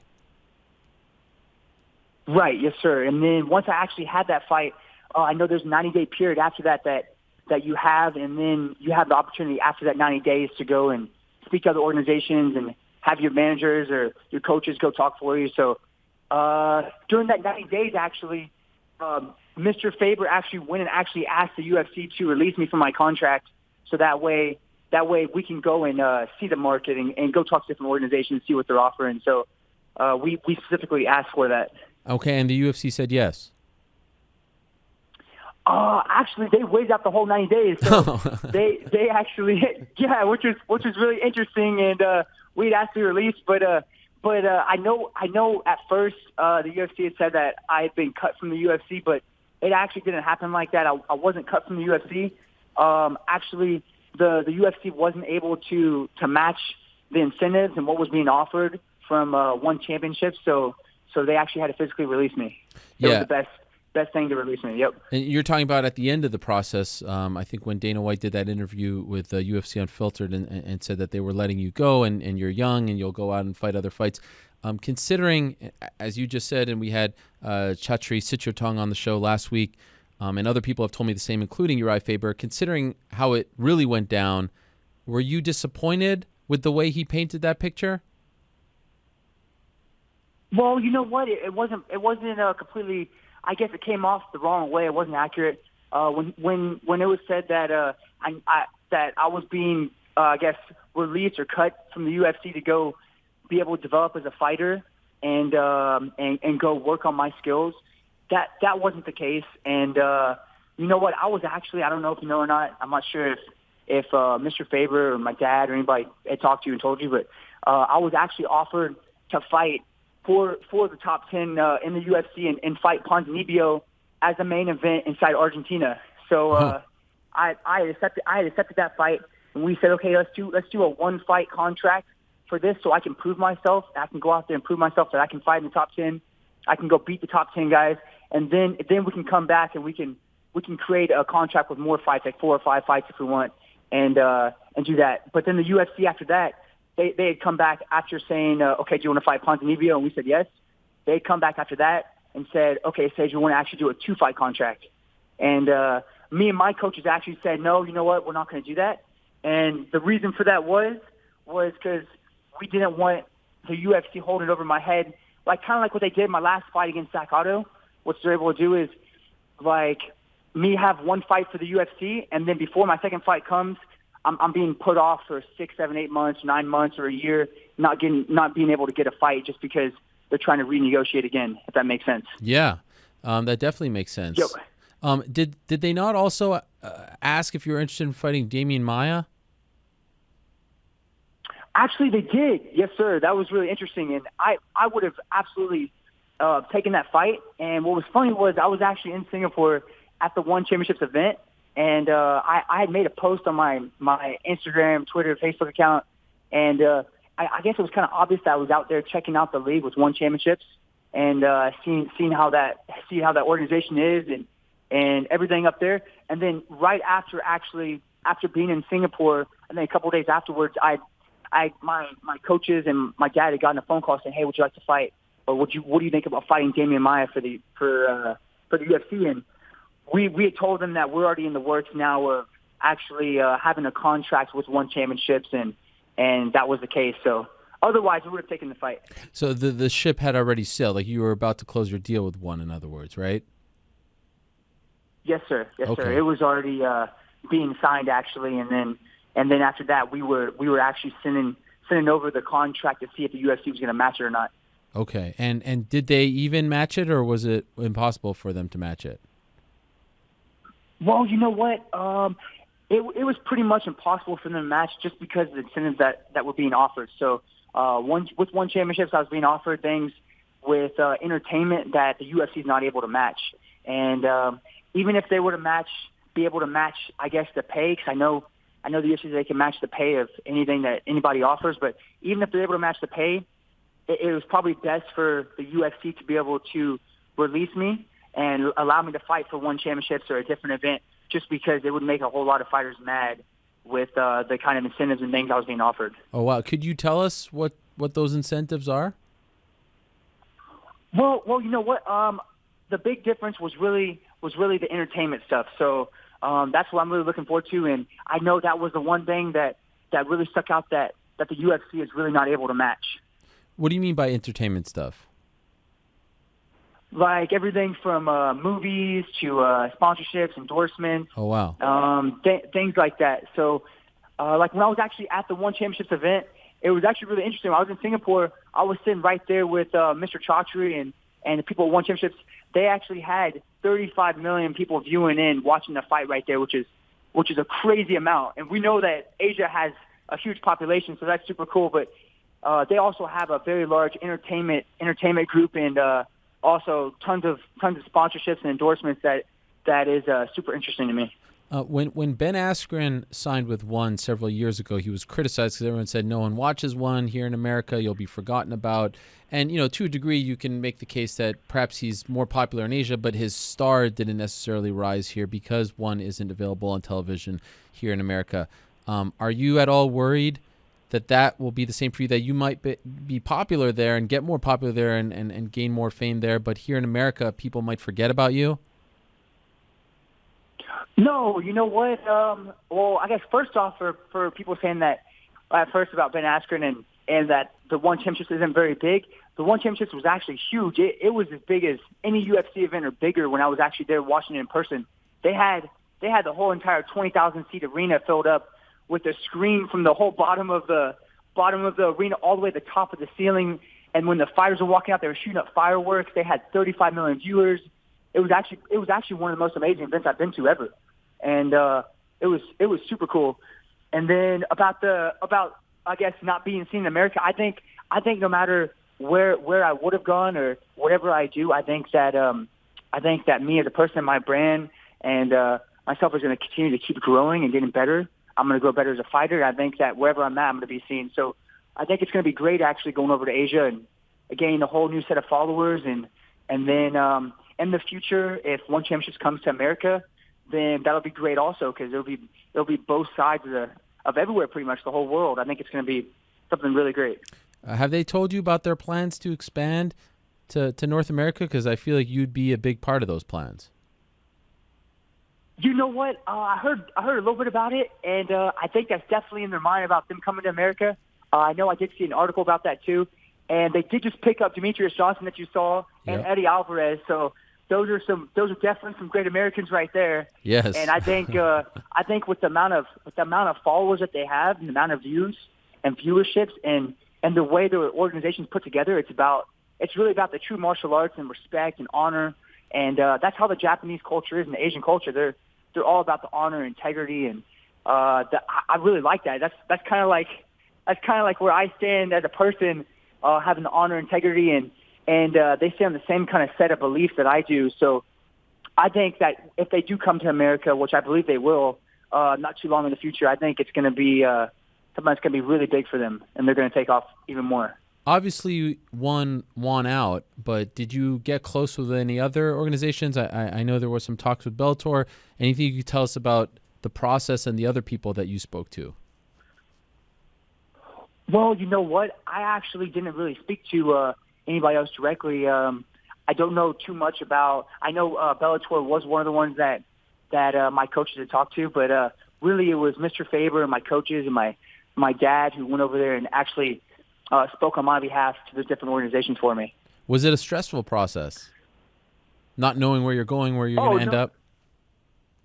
No, not at all. Actually, I'm very thankful to have all these organizations that were offering me things. So, no, it wasn't stressful at all. I think I made the right choice, and I think I'm really excited to get out there and fight. And I think it's going to be really fun to be able to travel all around the country, too. So I'm looking forward to that, and it definitely wasn't stressful. Does anything ever stress you out, Sage? Do you ever get bothered by anything? No, you know what? Not too often. Nothing really that I could think of. How could I be like you? How do I learn to live like you, Sage? I want your esprit, your joie de vivre, as they say in French. I want that. How do I get that? Or are you just born with it? Oh, thanks. You know what? I think it's just my set of beliefs, like how I stand in myself and what I believe, and I think that's really the main thing. And man, it'd be cool to learn some French like you. Do you speak fluent French? Oui, je parle français, Sage. Oh man, that was good. That was good. What does that mean? That means yes, I speak French, Sage. Nice. You were just in Italy. You know what? I wish. Go ahead, please. I wish. I was going to say I wish the Skype was working. That way I can say hello through the Skype. But I know, Sage. The phone works great. Sage, trust me. If you only knew, Sage. But we are working. It's just a constant. But things are changing. Trust me, things are changing, Sage. I'm going to see you soon. But I have to say, your Twitter, Sage. Your Twitter is just phenomenal. Like I feel like you're a lot savvier than people think you are. Like some of those pictures that you put, and now you're growing the beard a little bit, so you've got this edge to you. Whatever you're doing on Twitter is just great, Sage. I don't know who's guiding you behind the scenes over there, but it's just phenomenal stuff all around. Thanks, Mr. Helwani. Appreciate it. Yeah, and I believe you're spoken for now, right? With a very famous young lady. Oh, thank you. Yeah, she's definitely a great woman, and she's amazing. Yeah, This Is Us, right? Yes. Yeah, she's actually in This Is Us. I love that show. One of my favorite shows. Yeah. Really? Yeah, it's a great show, huh? Yes, it is. It's great to watch. I cry every episode. I average like 2 to 3 cries per episode. Really? Yes. No way. That's funny. I didn't know you were emotional like that. That's a good side right there. Are you kidding, Sage? I cry in commercials. I'm I cry. I mean, if I don't cry in a day, it's a weird thing. That's funny. That's awesome. Yes. And when do you expect to debut for one? You know what? I was talking about it being February 22nd. So I don't have anything signed yet about which date it'll be, but I believe it'll be February 22nd in Singapore. Okay. And do you have an opponent yet? No, sir, I do not. But I'm shooting for to know something very soon. Okay. And which weight class will you be competing in? So the weight classes are a little different. It's really cool. I would be in the welterweight weight class, but it goes from 170 to 185, I believe. So the weight cutting is a little bit different because you can't really cut weight just for the fact that you have to walk around your natural weight, and you have to have hydration tests throughout the week, I believe, and the day of the event or the day of the weigh-in. So that's a little different, but all the fighters out there should be very exciting, explosive, and that makes it really fun. Wow. And do you like that? Yeah, I think it'll be great. I think I'll get to walk around even bigger than what it was my last fight, fighting at 170 and not to cut weight. I think I'm going to feel great. So I think it'll be really good. And Sage, let's end on this. You know, I was very vocal a week ago. We do a show with Chael, and I said that this was a very questionable move on the UFC's part. 6-2 inside the octagon. You're just 22 years young. You've won your last 3 in a row, and I feel like you're really starting to come into your own. You're coming off a very impressive knockout win. You're now with Team Alpha Male, and you have not only your father, but the likes of Uriah Faber guiding you. And I just felt like they've invested so much in you, and they were building you up so early on and putting you on these big stages that now is not the time to get out of the Sage Northcutt business. Are you surprised that it ended like this? I would have, if you would have told me a year ago, Sage, that by the end of the year, Sage Northcutt is no longer a UFC fighter, I would have called you a liar. I would have said that is absolutely, there's no chance of that happening. Is there a part of you that's surprised that it ended like this? Well, you know what? I think that every time I go out there to fight, I think I'm exciting, and I think that the fans believe that, and the fans tune in for my fight. So I think that's a big thing.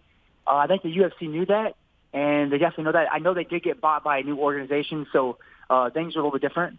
But I think that if they were to have re-signed me for the things that were being offered and were able to match what was being offered, and that were to be out there, that other fighters would take that offensive and that wouldn't have been the best for the UFC, because the UFC wouldn't be able to go match that with a lot of other fighters. So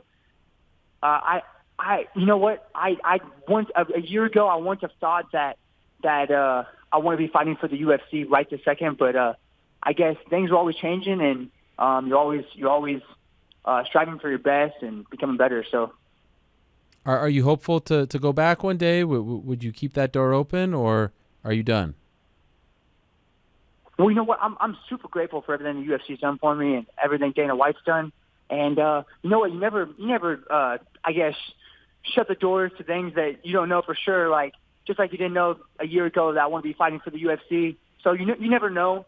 Right now, I'm gonna be fighting for one championship, and I'm super excited for that. And I'm gonna go out there and continue to get better as a fighter. So we'll see in the future. But one championships is a great organization. I'm looking forward to fighting for them. It's like me, Sage. A year ago, I didn't know that I'd be working for ESPN. We both made big moves this year. You're right. I know. That's incredible. Congratulations, by the way. That's super cool. Thank you, Sage. And congratulations to you. More importantly, I'm very happy for you. I'm assuming you're happy with your deal, right? You like what they gave you? Absolutely. Yes, sir. Great. I'm very happy. Well, they seem happy to have you, and I'm looking forward to seeing what you'll do with them come next year, and hopefully it is February 22nd, because I'd love to see you in that cage sooner rather than later. Appreciate you coming on, Sage, really do, and thank you so much for always coming on the show and being supportive. And again, congratulations to you and your family on your big deal. Good luck in one championship next year. Yes, sir. All right. Thanks so much. Appreciate it. Thanks for the time. All right, there he is, Super Sage Northcutt, coming on the program, talking about signing with One Championship, another one of their big signings. The back end of the year, we spoke to Chatri Sityodtong last week, the chairman, CEO, founder of One Championship, who is making some big moves as of late, signing Eddie Alvarez, trading for Demetrius Johnson, signing Sage Northcutt, signing Yoshihiro Sexyama Akiyama, hiring Miesha Tate, and perhaps more to come. I'm hearing that there are more on their radar. And he also teased last week that they have a TV deal in the works with a North American network that has not aired MMA in the past. And I'm wondering who that network is, because a lot of them have. CBS has. ABC hasn't, but that's ESPN. They're about to. NBC has. Fox has. Could it be a Turner? Or maybe he forgot about CBS. Or maybe he's just trolling us and it's Fox, because they're about to get out of the business, the final Fox show this weekend, right? So we shall see. Good to hear from Sage. Appreciate him stopping by. Now, let's turn our attention to our next guest.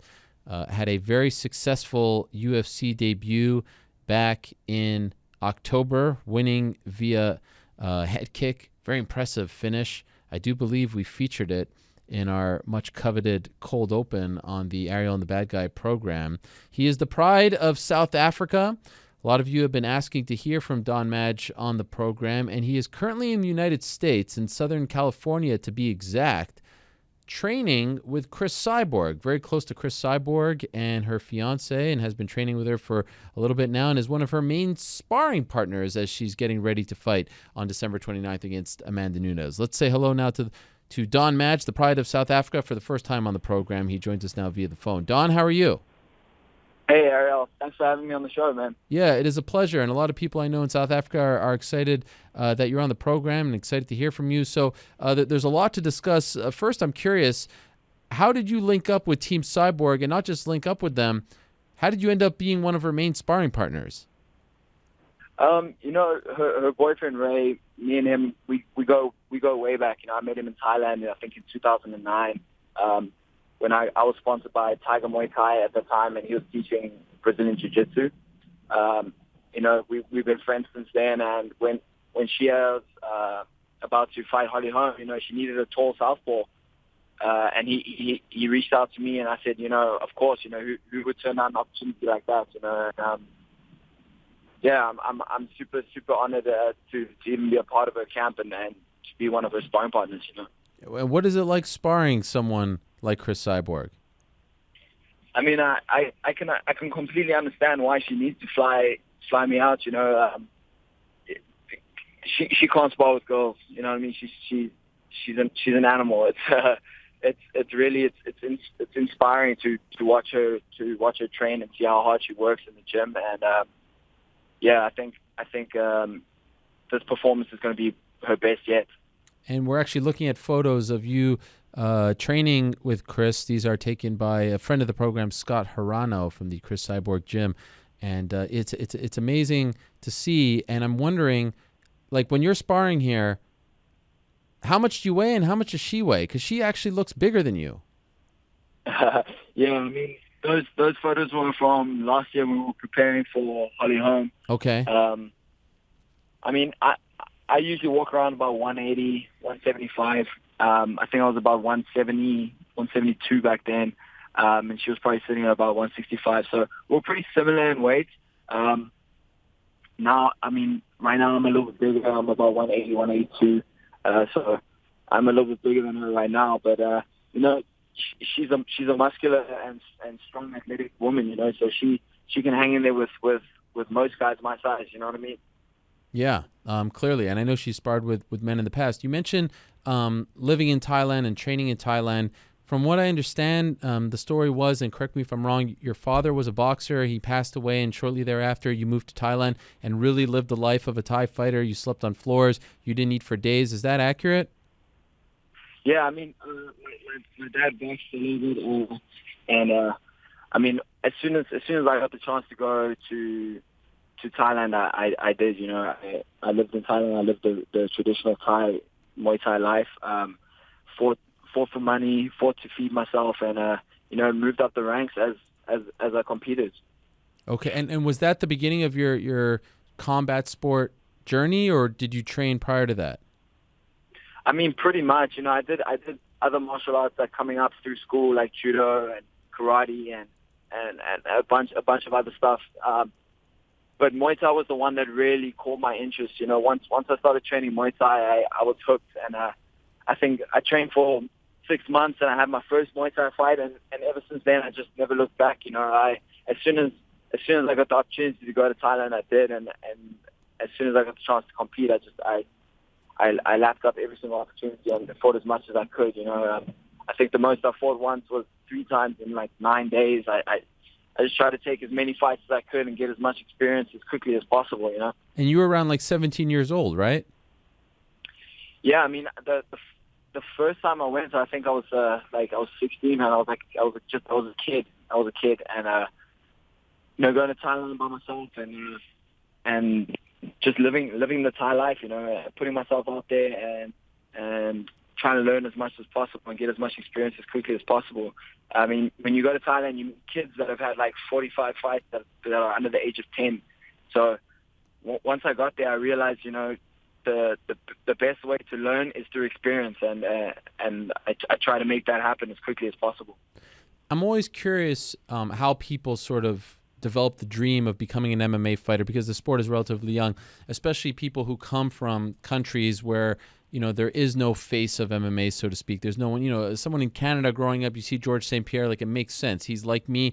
I want to become a star like him. Yeah. South African MMA isn't really a known entity. I mean, of course, there's EFC, who you fought for, you were a champion, but, you know, as you're growing up, there's no real big South African star, to the best of my knowledge. So what are you dreaming about? Who are you looking up to as you're a kid in South Africa, you know, trying to realize this dream? Yeah, well, you know, I've always loved fighting. I've loved fighting since I was a kid. You know, I've grown up fighting. I grew up, you know, I was always fighting, whether it was in school, whether it was in the ring. You know, I was always fighting. So I was always intrigued. And I was always looking for different fighters and different fighting styles and different guys to look up to. And even when I was fighting Muay Thai, I used to watch the UFC. I used to watch MMA all the time. I'm a big boxing fan. So I was always watching guys that I used to look up to was guys like George St. Pierre, BJ Penn back in the day, and Anderson Silva. You know, coming from a Muay Thai background, you look at a guy like that and you're like, well, I can do that too, you know. And when I came back from Thailand, and I was tired of traveling back and forth to Thailand and being away from my family, being away from my friends. I basically spent like most of my youth, my teen years, you know, living in Thailand and fighting and being a professional. So I wanted to come back and at least be around my family for a little bit and live a life. And at that time, the ESC had just exploded on South Africa, and everyone that I was training with was hyped on MMA. And every time I would go to sparring at the gym, guys were doing MMA. So one day I just decided, you know what, I'm gonna give it a try, you know. And I did MMA sparring for like the first time, and you know, I was hooked. I was completely hooked. What happened was, you know, I got taken down, and I got so frustrated that I didn't know how to get up. And I was just like, you know what, I'm gonna learn how to get up. I'm gonna learn how to knock these dudes out. And as soon as I started training jiu-jitsu, you know, I got hooked, and I'm obsessed now. You know what I mean? Like, I'm just constantly trying to learn. And I know the South African fans have gone behind you, and they wanted you to make the jump to the UFC, and then you did make the jump to the UFC, and you were supposed to debut in May, but then got injured. Finally debuted in Moncton, New Brunswick, of all places, which I'm sure felt very far from South Africa. After having to wait for so long to finally get in there and to win like that, how would you describe the emotions that you felt in the cage after winning like that? Man, it's an honor to represent my country and represent the people of South Africa. I'm very proudly South African. We haven't had the best showing in the UFC, and I wanted to change that as a second generation fighter. The first generation guys had it go. They weren't too successful, but we're now the second generation of South African fighters coming out, and I had to represent for my country. I had to represent for my team, and I plan on carrying that momentum forward. It meant everything to me. It was everything that I'd been training for, everything that I'd been preparing for my entire life, all those years grinding it out in Thailand, all the letdowns, breaking my rib 2 weeks before I was supposed to fight in May. It just kept stoking the fire, and I think the best of me is still yet to come. Do you have your next fight yet? I don't have one yet. I haven't even, I fought in Canada.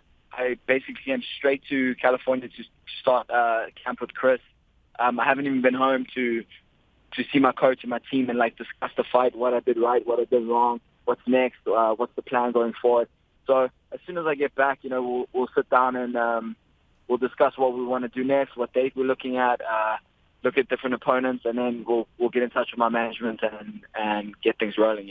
Your original fight was David Taymor. I love that fight. That's a great fight. Yeah, so you'd like to revisit that possibly? I mean, I would like that fight. I was excited to have that fight in May. It was just unlucky that I got injured, but who knows what's going to happen? I know that he's on quite a tear now. He's probably looking for a top 10 fight. So I mean, if that does happen, it'll be a great fight. I think it'll be exciting for the fans. But yeah, whatever comes away, I'm ready to fight whoever they want to put in front of me. I believe that I can beat anyone in this division, and I'm excited to see what 2019 holds. And what was the reaction back home for you winning your first UFC fight? Yeah, like I said, South Africa is always behind me every time I compete against an international, or now that I'm competing at the UFC at the highest level. I really, really had a lot of support, and everyone's been super supportive and positive about the performance. Like I said, I haven't really been home, so when I get home, I'm expected to receive quite a bit of appreciation for the fight. It's an honor to represent my country at the highest level. And will you be staying with Chris leading up to the fight on December 29th? Are you going out for the fight as well? Actually, I'm not. I'm here for just one more week, and then I fly back to South Africa. There was a bit of a mix up with my tickets coming up here, and the dates were a bit mixed up. So I would have liked to have stayed right until the fight and see her beat Amanda, but it's just not the way it is. And we've put in all the hard work already. We've put in the hard miles, and the rest is just basically cutting weight and staying sharp in those last sort of 2 weeks. So I feel like the work that we've done now is pretty much finished, and she's looking amazing. She's looking great. When you book a flight, Don, you can cancel it, reschedule it. It's not like ironclad. No, I know, but I'm going to be home now with my family for Christmas. Okay. Like I said, I've been away for a while, so I need to get home and at least see my loved ones for a little bit before I get back into the grind and look to start camp again. All right, fair enough. Well, oh, yeah. Congratulations on your success thus far in the UFC, not only in the UFC, but in your MMA career, everything that you've done to break through from the South African scene and now be recognized all over the world as one of the up-and-coming stars in your weight class, 155 pounds. So I'm looking forward to seeing the Magic Man climb the ranks, and looking forward to your next fight very much. Good luck in the final days of training with Chris. Great to have you on the show for the first time, Don, and looking forward to talking to you again as well. All the best. Hey, thank you very much for having me. I really appreciate the time. I'm doing a seminar here in Huntington Beach at Chris Cyborg's gym. So anyone that wants to, come learn some Muay Thai for MMA, December 15th, 2 p.m. Everyone put in all the details on my Instagram, my Twitter, Don Madge MMA. So well done. Whoever's down. Yeah. Yes, well done. Okay, so go check that out if you're in the area. Thank you, Don. All the best to you. We'll talk to you soon. Thank you, man.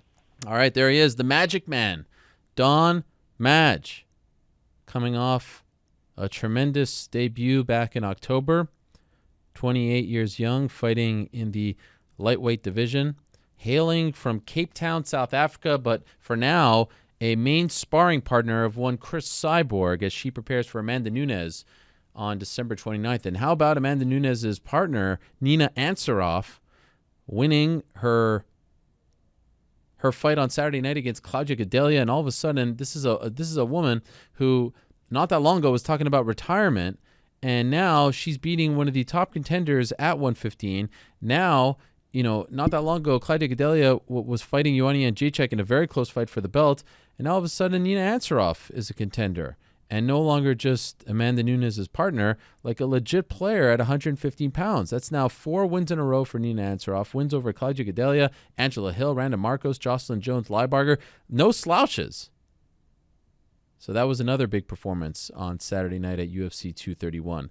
Among the many big performances, the return of Gunnar Nelson and Hakeem Dawodu, and Thiago Santos with that amazing win over Jimmy Manuwa. Gilbert Burns with a nice win as well.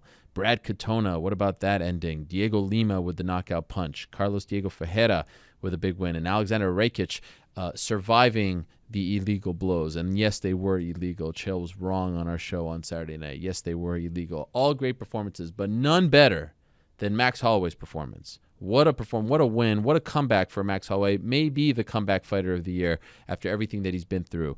Defeating Brian Ortega via 4th round doctor stoppage. And now the big question is, what's next for Brian Ortega? Excuse me. Well, what's next for Brian Ortega is interesting, but for Max Holloway, more importantly for now, what is next for Max Holloway? Is he going to fight at 155 as Dana White continues to say that he wants him to fight? Is he going to fight a top contender 145? Who is there? I do believe our next guest will have a say in that matter. Let's talk to the former UFC lightweight champion, Frankie Edgar, who is stopping by. Frankie, how are you? Ari, what's up, buddy? How you doing? I'm doing great. Thanks for stopping by. It's great to hear from you as always. And it's been a minute. First off, how are you feeling, Frankie? Because you were supposed to fight on that 25th anniversary show. Could you tell us what happened and how you're currently feeling? Yeah, I tore my left bicep. I'm healing. It's coming along a little slower than I like, but I'm definitely moving in the right direction. And what does that feel like when you tear your bicep? Yeah, it's like a sharp burning feeling in your bicep, man. It's tough, kind of a freak accident. Just sparring, was warmed up correctly. It was early in the sparring session, and threw a punch and just went on me. Damn. And of course that was a big card, 25th anniversary card. When you saw what ended up happening in that fight with Yair replacing you, what were you thinking? It was just a bananas of a fight, man. That finish was unbelievable. Everyone asked me like, "Oh, did you think he meant to do that?" I'm like, he meant to throw it for sure. Yeah. It was an amazing finish. Yeah, unbelievable. Something tells me that's not part. Is that part of your arsenal? Like, could you throw and land something like that? I won't say I can't do anything, but damn, my bad. Come on. No. Well, I spoke to. Something I probably think of though. But hey, now that I've seen it, it can be done. I didn't mean to disrespect. The only reason I bring that up is because I asked Chael the next week, and he said he doesn't even know where to start on how to throw that. Now, I would never insult you by comparing you to Chael Sonnen. You've won a UFC belt. Please. He has, but that's all. That's where I'm coming from. Okay. Did you watch the main event on Saturday? Oh, absolutely. I had to watch. Yeah, I watched the main event. It was amazing, man. Both guys brought it, incredibly brought it. It might be one of the best fights at featherweight ever. And, man, the heart that Ortega showed was impressive. not only was he taking shots, he was coming. He kept coming. He was trying to win, man. That was inspiring. Yeah, unbelievable. I think if memory serves me correct, I think I gave him the third round, which is amazing considering, the damage he was taking in the early portion of the fight. I'm wondering, did you think Max, I thought Max looked better in that fight than he looked in the Jose Aldo fights, in particular the way he started. He typically starts a little bit slow. Did you expect after everything he's been through that he would look like that? Yeah, you never know what to expect, but I'm not overly surprised. I mean, Max seems to constantly get better every time out, and the volume he throws is impressive as hell. So I'm not surprised, but still, it was a hell of a performance. So here's my thing. So Max Holloway wins, and he certainly had his issues this year. He got injured, that happens, and then he doesn't make weight against Khabib, but he took that fight on 6 days' notice. So I'm gonna just toss that one to the side. And then of course the thing that happened with Brian, but he says that it's under control and it was a freak thing. And yet I keep hearing Dana White say that he wants him to move up to 155, that there's not much going on there and whatnot.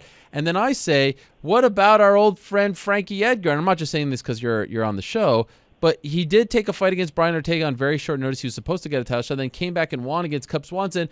Why isn't Frankie's name being discussed? Do you have a reason for this? Nah, no reason. I already hit Dana up, man. He said we're going to talk. So, like you said, I had that title shot was mine, and Max, got hurt. Like you said, it happens, and I think it was I don't know how long it was, 2 weeks notice. I said just throw anybody in there. I wanted to fight, so it didn't go my way. Obviously, got caught with that shot, and but I ran it back with Cub, was able to get a win, and I think I'm next in line. I think we should go back to that fight. I feel like Holloway, not that he owes me anything, but I think we want to get that one done. And so when you reached out to Dana, what did you say? I said, I gave my shot up. Maybe it was the best idea, but I thought I was going to win that fight. Didn't go my way. Pretty much what I said to you. And he said, we'll see. Let's talk next week. We'll see what happens. See how this plays out. Okay, so he actually did respond. Yes, he did. Yep. Okay. And how confident are you that he's actually going to give you this opportunity? I don't know. I really don't know, man. I feel like I'm in this position quite often. That's a good thing and a bad thing. I don't know, but I think it's a good possibility. I think if Max stays, I'm definitely the guy at 45 for him to fight. If he goes up, who knows? But I see Max wants to stay at 45. I feel like we have some unfinished business. I'm not Ortega. I think I'm a different type of fighter than him. I possess different challenges for Max, and I think I'm the guy that can get it done. At the top of the interview, I asked you how the bicep was feeling, and you said it was going a little slower than you'd like. Realistically, what are they telling you in terms of when you could fight? Honestly, these doctors, they don't really know, to be honest. I mean, it's kind of on me on how I feel. I'm getting back in the grapple a little bit. I'm just not trying to rush too quickly because, I hear a lot of nightmares about this type of injury that you can kind of re-injure it, rather easily. So I'm trying to be smart about it. But, I don't know. I'm hoping I can get back in there by March. I can fight in March. Okay, so that's not too bad. I mean, Max just fought, so it's not like the timeline doesn't work out here. Right, correct. Yeah, I mean, give Max off for the holidays and we get back to it.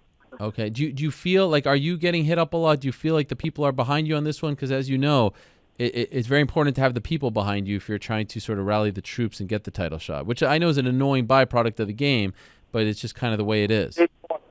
No, I do. I feel like I'm getting love on Twitter. I haven't even really posted anything quite yet trying to say get behind me or I need to fight for this.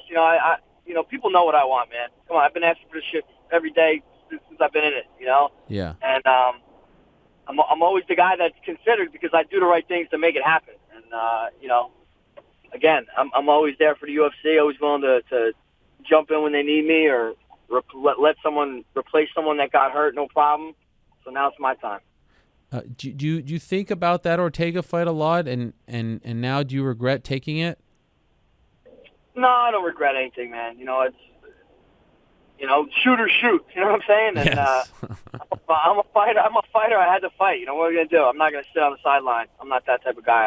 I'm gonna risk it every time. Yeah.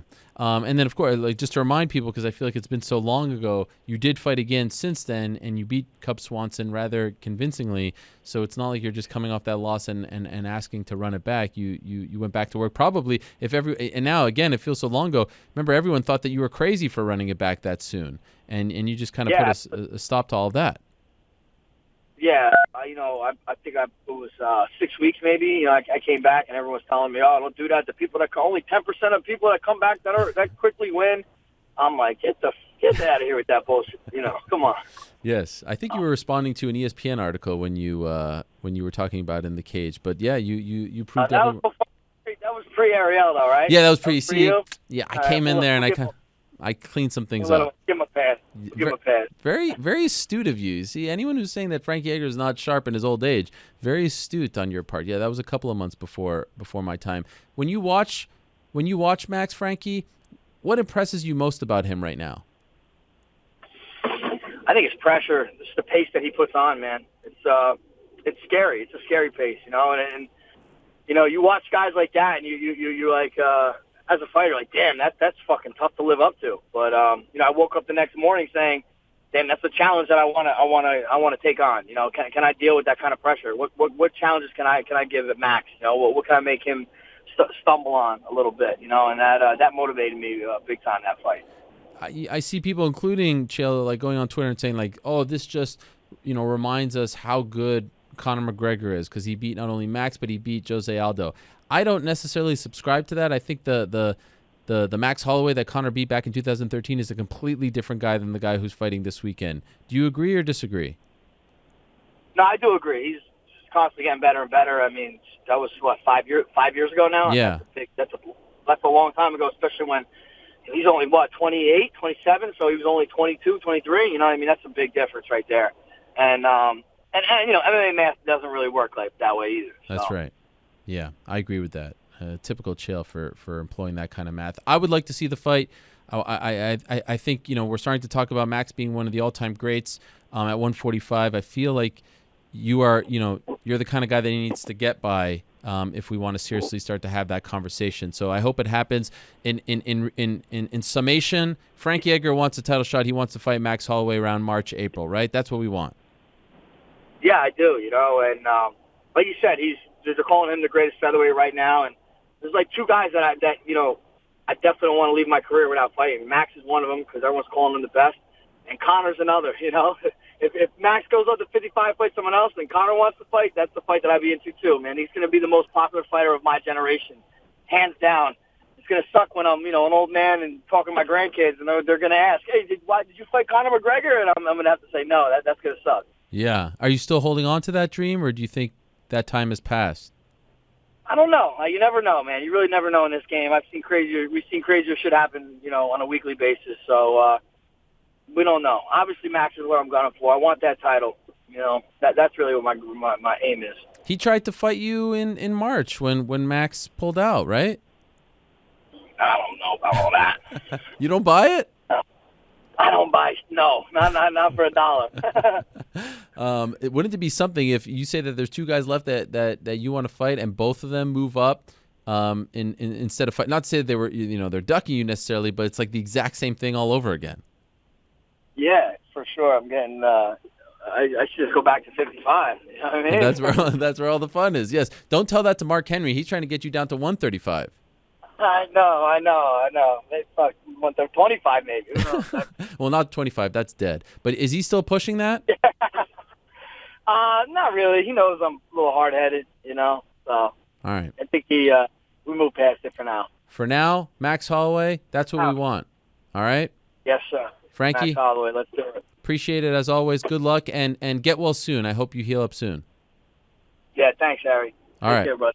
Talk to you soon. There he is, Frankie Edgar, the former lightweight champion, still a player. And there are other players, by the way, at 145 pounds. There are a lot of other players. There's Chad Mendez and Alex Volkanovski. They're fighting very soon. There's Renato Moicano, who, by the way, was the standby fighter. And, unfortunately, he showed up as the standby fighter. Fortunately for all involved, Max Holloway and Brian Ortega made weight.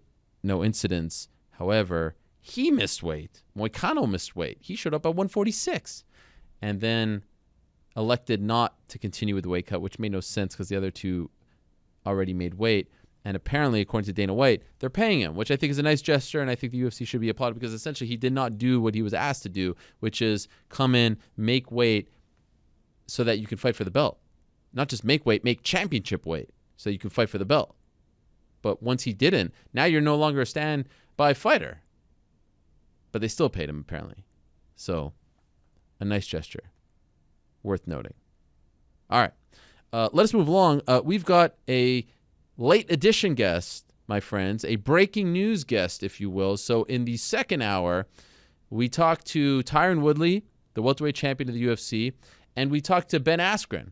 Woodley gave us an update on his health situation, his hand. He said he's getting it checked out hopefully later on this week and hasn't closed the door on UFC 233 on January 26th, but he needs to get cleared first. Then we had Ben Askren talking about interim title fight, and Ben Askren at the end of his interview predicted that by the end of this week, an interim title fight between him and Kamaru Usman would be booked for UFC 233 January 26th in Anaheim. So then I said, well, let's hear what Kamaru Usman has to say about all this. We spoke to him last week coming off the RDA fight, but he has been very vocal trying to get a fight with Colby Covington. Let's see what he has to say. Let's go now to the phone line and say hello to Kamaru Usman, who's standing by. Kamaru, how are you? I'm wonderful, Ariel. How are you doing? I'm doing well. A lot of drama in your life, Kamaru. Yeah, I guess that's the society we live in now, and people just love drama. People love to just be just be trolls nowadays. That's the era that we live in. It's unfortunate that I live in that era, but it is what it is, Ariel. You tweeted just a couple hours ago, social media made y'all comfortable with disrespecting people and not getting punched in the mouth for it. Who are you referring to with that? Ariel, I'm referring to just the society nowadays.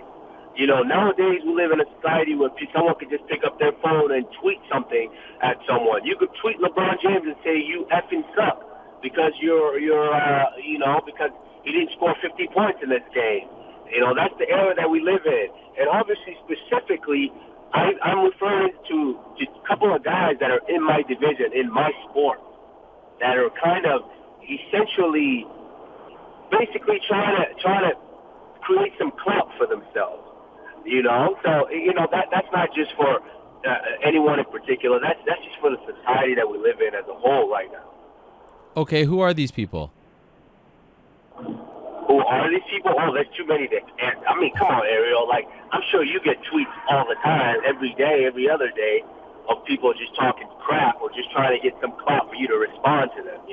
Yeah, but you said there's a couple people in particular. Oh yeah, definitely. Oh, if you're me talking about you fighting right now, obviously, Colby Covington, that's one of the big ones, and I've been vocal back at him, and also right now this curly-headed idiot that just got signed by the UFC. Yes. So, let's be honest. If I really want to express myself the way that I want to, but unfortunately I'm a father, I can't. My daughter's in the car with me right now, so I can't do that. But this curly-headed, you know what? Okay, so let me ask you, because I think you're referring to Ben Askren. He came on the show, and he says that one of the things that he mentioned was he's never heard of Kamaru Usman, that he was calling you Marty Usman from Nebraska. Why all of a sudden is he going by this moniker? Are you bothered by him saying this? No, I'm not. Why would I be bothered? This is Marty's a nickname that my high school coach started calling me in high school, just because obviously he was easier. The reason all high school coaches create nicknames for their athletes. That's what it is. It's a name that he just started calling me, and it kind of bled over to college when people started recruiting me. He was talking to coaches and things like that. That's what he called me, so it kind of bled over. It was just a name for that they called me. But at the end of the day, when you look at any wrestling bracket that I've been in, anything, my name has always been there. Kamaru has always been there. So he can say whatever he wants. How does he know me from Nebraska? He don't know me. Don't let this clown fool you. He don't know me. He knows of me, just like he knows of me now, because of the waves that I've made and I've made for myself. Listen, Ariel, I started wrestling when I was 14, 15 years old, when some of these kids have been wrestling since they were 4 years old. And in that short amount of time, I was already placing at state by the time I graduated in less than 4 years.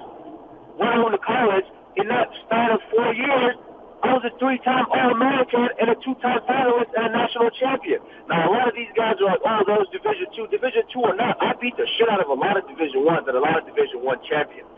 You know how many Olympic medals Ben Askren, how many Olympic medals I have? None. You know how many Ben Askren has? None. Don't let this clown come in here and fool you guys and run his mouth because he just wants some clout. Like he's just like he's a new prostitute in the yard. That's all he is. He's just gonna run his mouth about everybody just to try to gain some fans or get some popularity. Who is this guy? What has he done? Look, when Khabib was hot and he's coming in, he's like, oh, I want to fight Khabib. I want to fight Khabib because Khabib was hot. And then Darren Till fights Tyron Woodley. He's hot at the time. Oh, I want to beat Darren Till. I want to beat up Darren Till. And look, now he's tweeting about Conor. He's just chasing clout. This clown, like, I can't believe that. That's the thing with MMA. I can't believe that some of these fans are actually giving this guy an audience for him to talk. They're giving him an audience. I don't do that, Ariel. Like, sometimes I go weeks without being on Twitter because I don't have anything to tweet about. I'm not a troll. I'm not tweeting at people or anyone just for clout. You run your mouth. The reason I'm so hard after Kobe Covington is because Kobe ran his mouth about me. That's why I'm hard after Kobe. But don't forget, my job, I'm chasing the title. That's it for me. That's what I want. I want the title. But if I can't get that title in the meantime, I was willing to fight Kobe Covington. Don't let this clown at me. Who is this clown? I'm not worried about him. So where do things stand with you right now? They're trying to get this main event for January 26th. Are you involved in this? Have they approached you about fighting for the interim belt against Colby or Ben? Where do things stand from your perspective?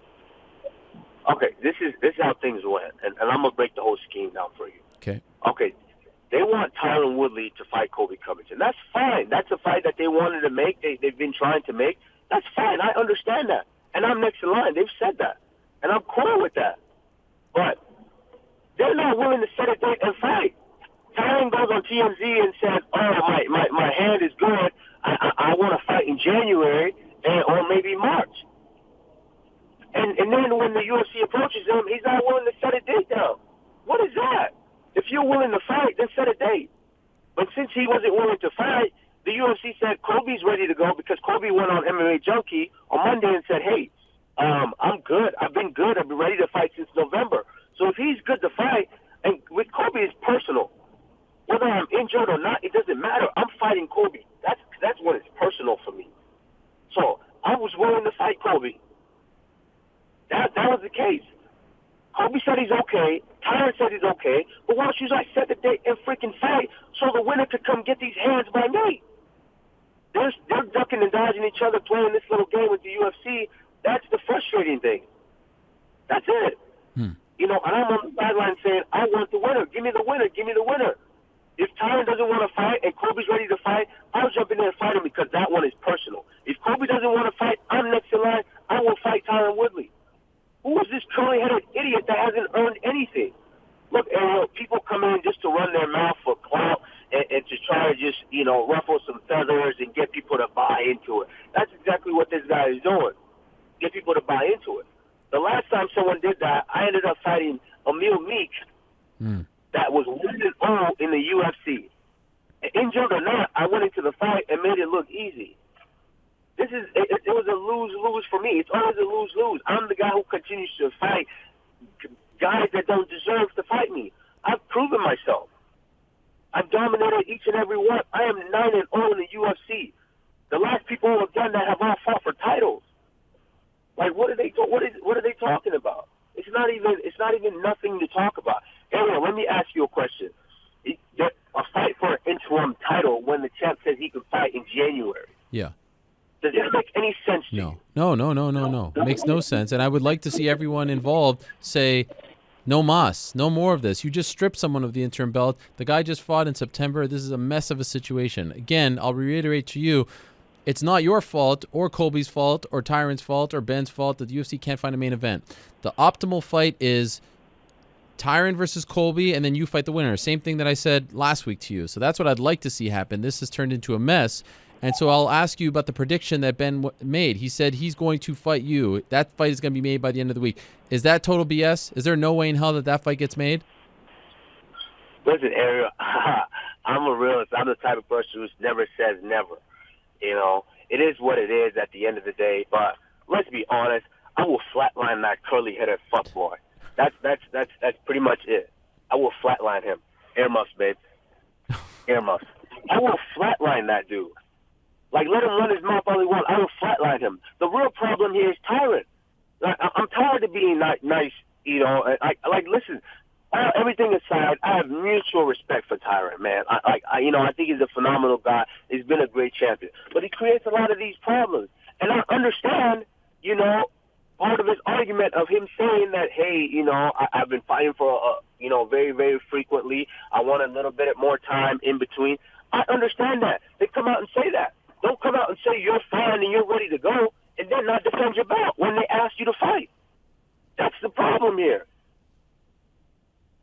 That's the problem. And then you have these guys, he's trying to clout chase. I'm going to talk about Conor because, yeah, people are going to get on my side. And not too long ago, he was talking about Sajara Eubanks when she was involved in that whole fighting Valentina Shevchenko. She was the hot thing like that. He was talking about her. Like, he's just jumping on anybody to talk about just to try to gain some fame or popularity. And they talk, and he's trying to say, oh, I'm scared of him. Are you serious? Me? Damien Maya is the best grappler we've ever seen in the sport. I fought him. Dominated him. Why would I be scared of this guy with a 60-year-old grandma's body? Are you kidding me? You look like you look like your grandma. Are you serious? Dude, Ariel, I will flatline this guy. I'm not scared of anybody. I've proven it time and time again, which is why I'm 9-0 in the UFC. Kamaru, yes. This guy's fought. Name someone that he's fought? Name 4 guys he's fought. Okay. Shinya Aoki, Douglas Lima, Andrei Koreshkov, and Luis Santos. Thank you. The only decent guys. Now, who was the other 16 or whatever that he fought? Well, that's asking for a lot. No one knows, Ariel. This guy's fought come on, man. It's not even a comparison. Get out of here with that crap. Get out of here with that. He just wants some clout. He's running his mouth just to talk about anybody who's hot, just to try to get himself famous. You know, that's just, get out of here. That's the society we live in now. If he said that in front of me, I would smack the dog shit out of him. Period. In front of me, I would smack the dog shit out of him. And you know what? And I read something today. You know, once I posted that picture, I read something today. Somebody commented, you know, someone saying stuff about you that you don't like doesn't mean you should do violence or some crap like that. It's not violence. From where I'm from, you run your mouth about somebody, you get dealt with, period. Be ready to answer. Be ready to answer, you know, the consequences for what you say. Same thing with him. Adam ran his mouth, Khabib ran up on him, and he saw what happened. Conor ran his mouth, Khabib ran up on him, we saw what happened. Easy as that. Like, come on, man. I don't play these games. I'm not for Twittering and all the back and forth, Twitter talking to keyboard warrior. I don't do all that. He can miss me with all that. I'm not going to get into that back and forth. I've earned my place. I've earned the right to be where I am. First of all, I don't even think he deserves to be fighting Robbie Lawler. Period. He doesn't. And I'm going to leave it at that.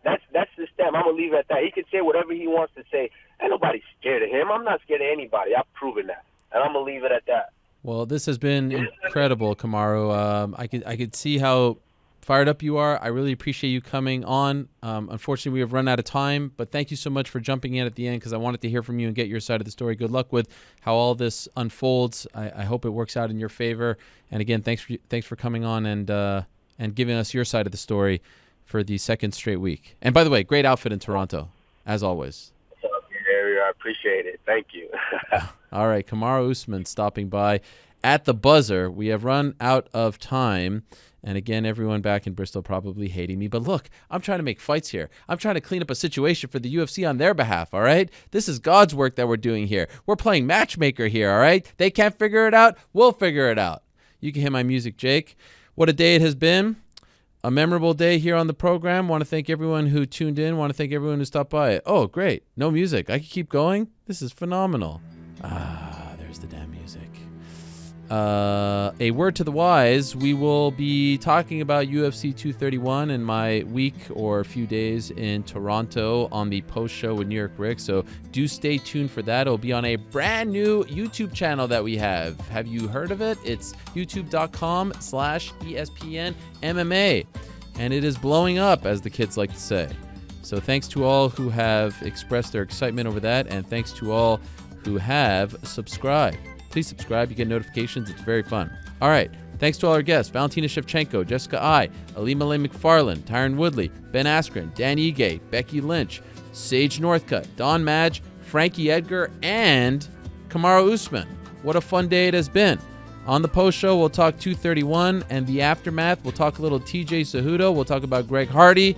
We'll talk. That was really loud in my ear. You almost gave me a heart attack. We'll talk about Donald Cerrone. We'll talk about Bellator this weekend. We'll talk about the end of UFC on Fox, Invicta. We'll talk about all those things and more coming up with New York Rick. If you missed any part of the program, check it out. iTunes, Stitcher, YouTube, Twitter, ESPN.com, the app. All those places that you have come to love and expect from all of us here.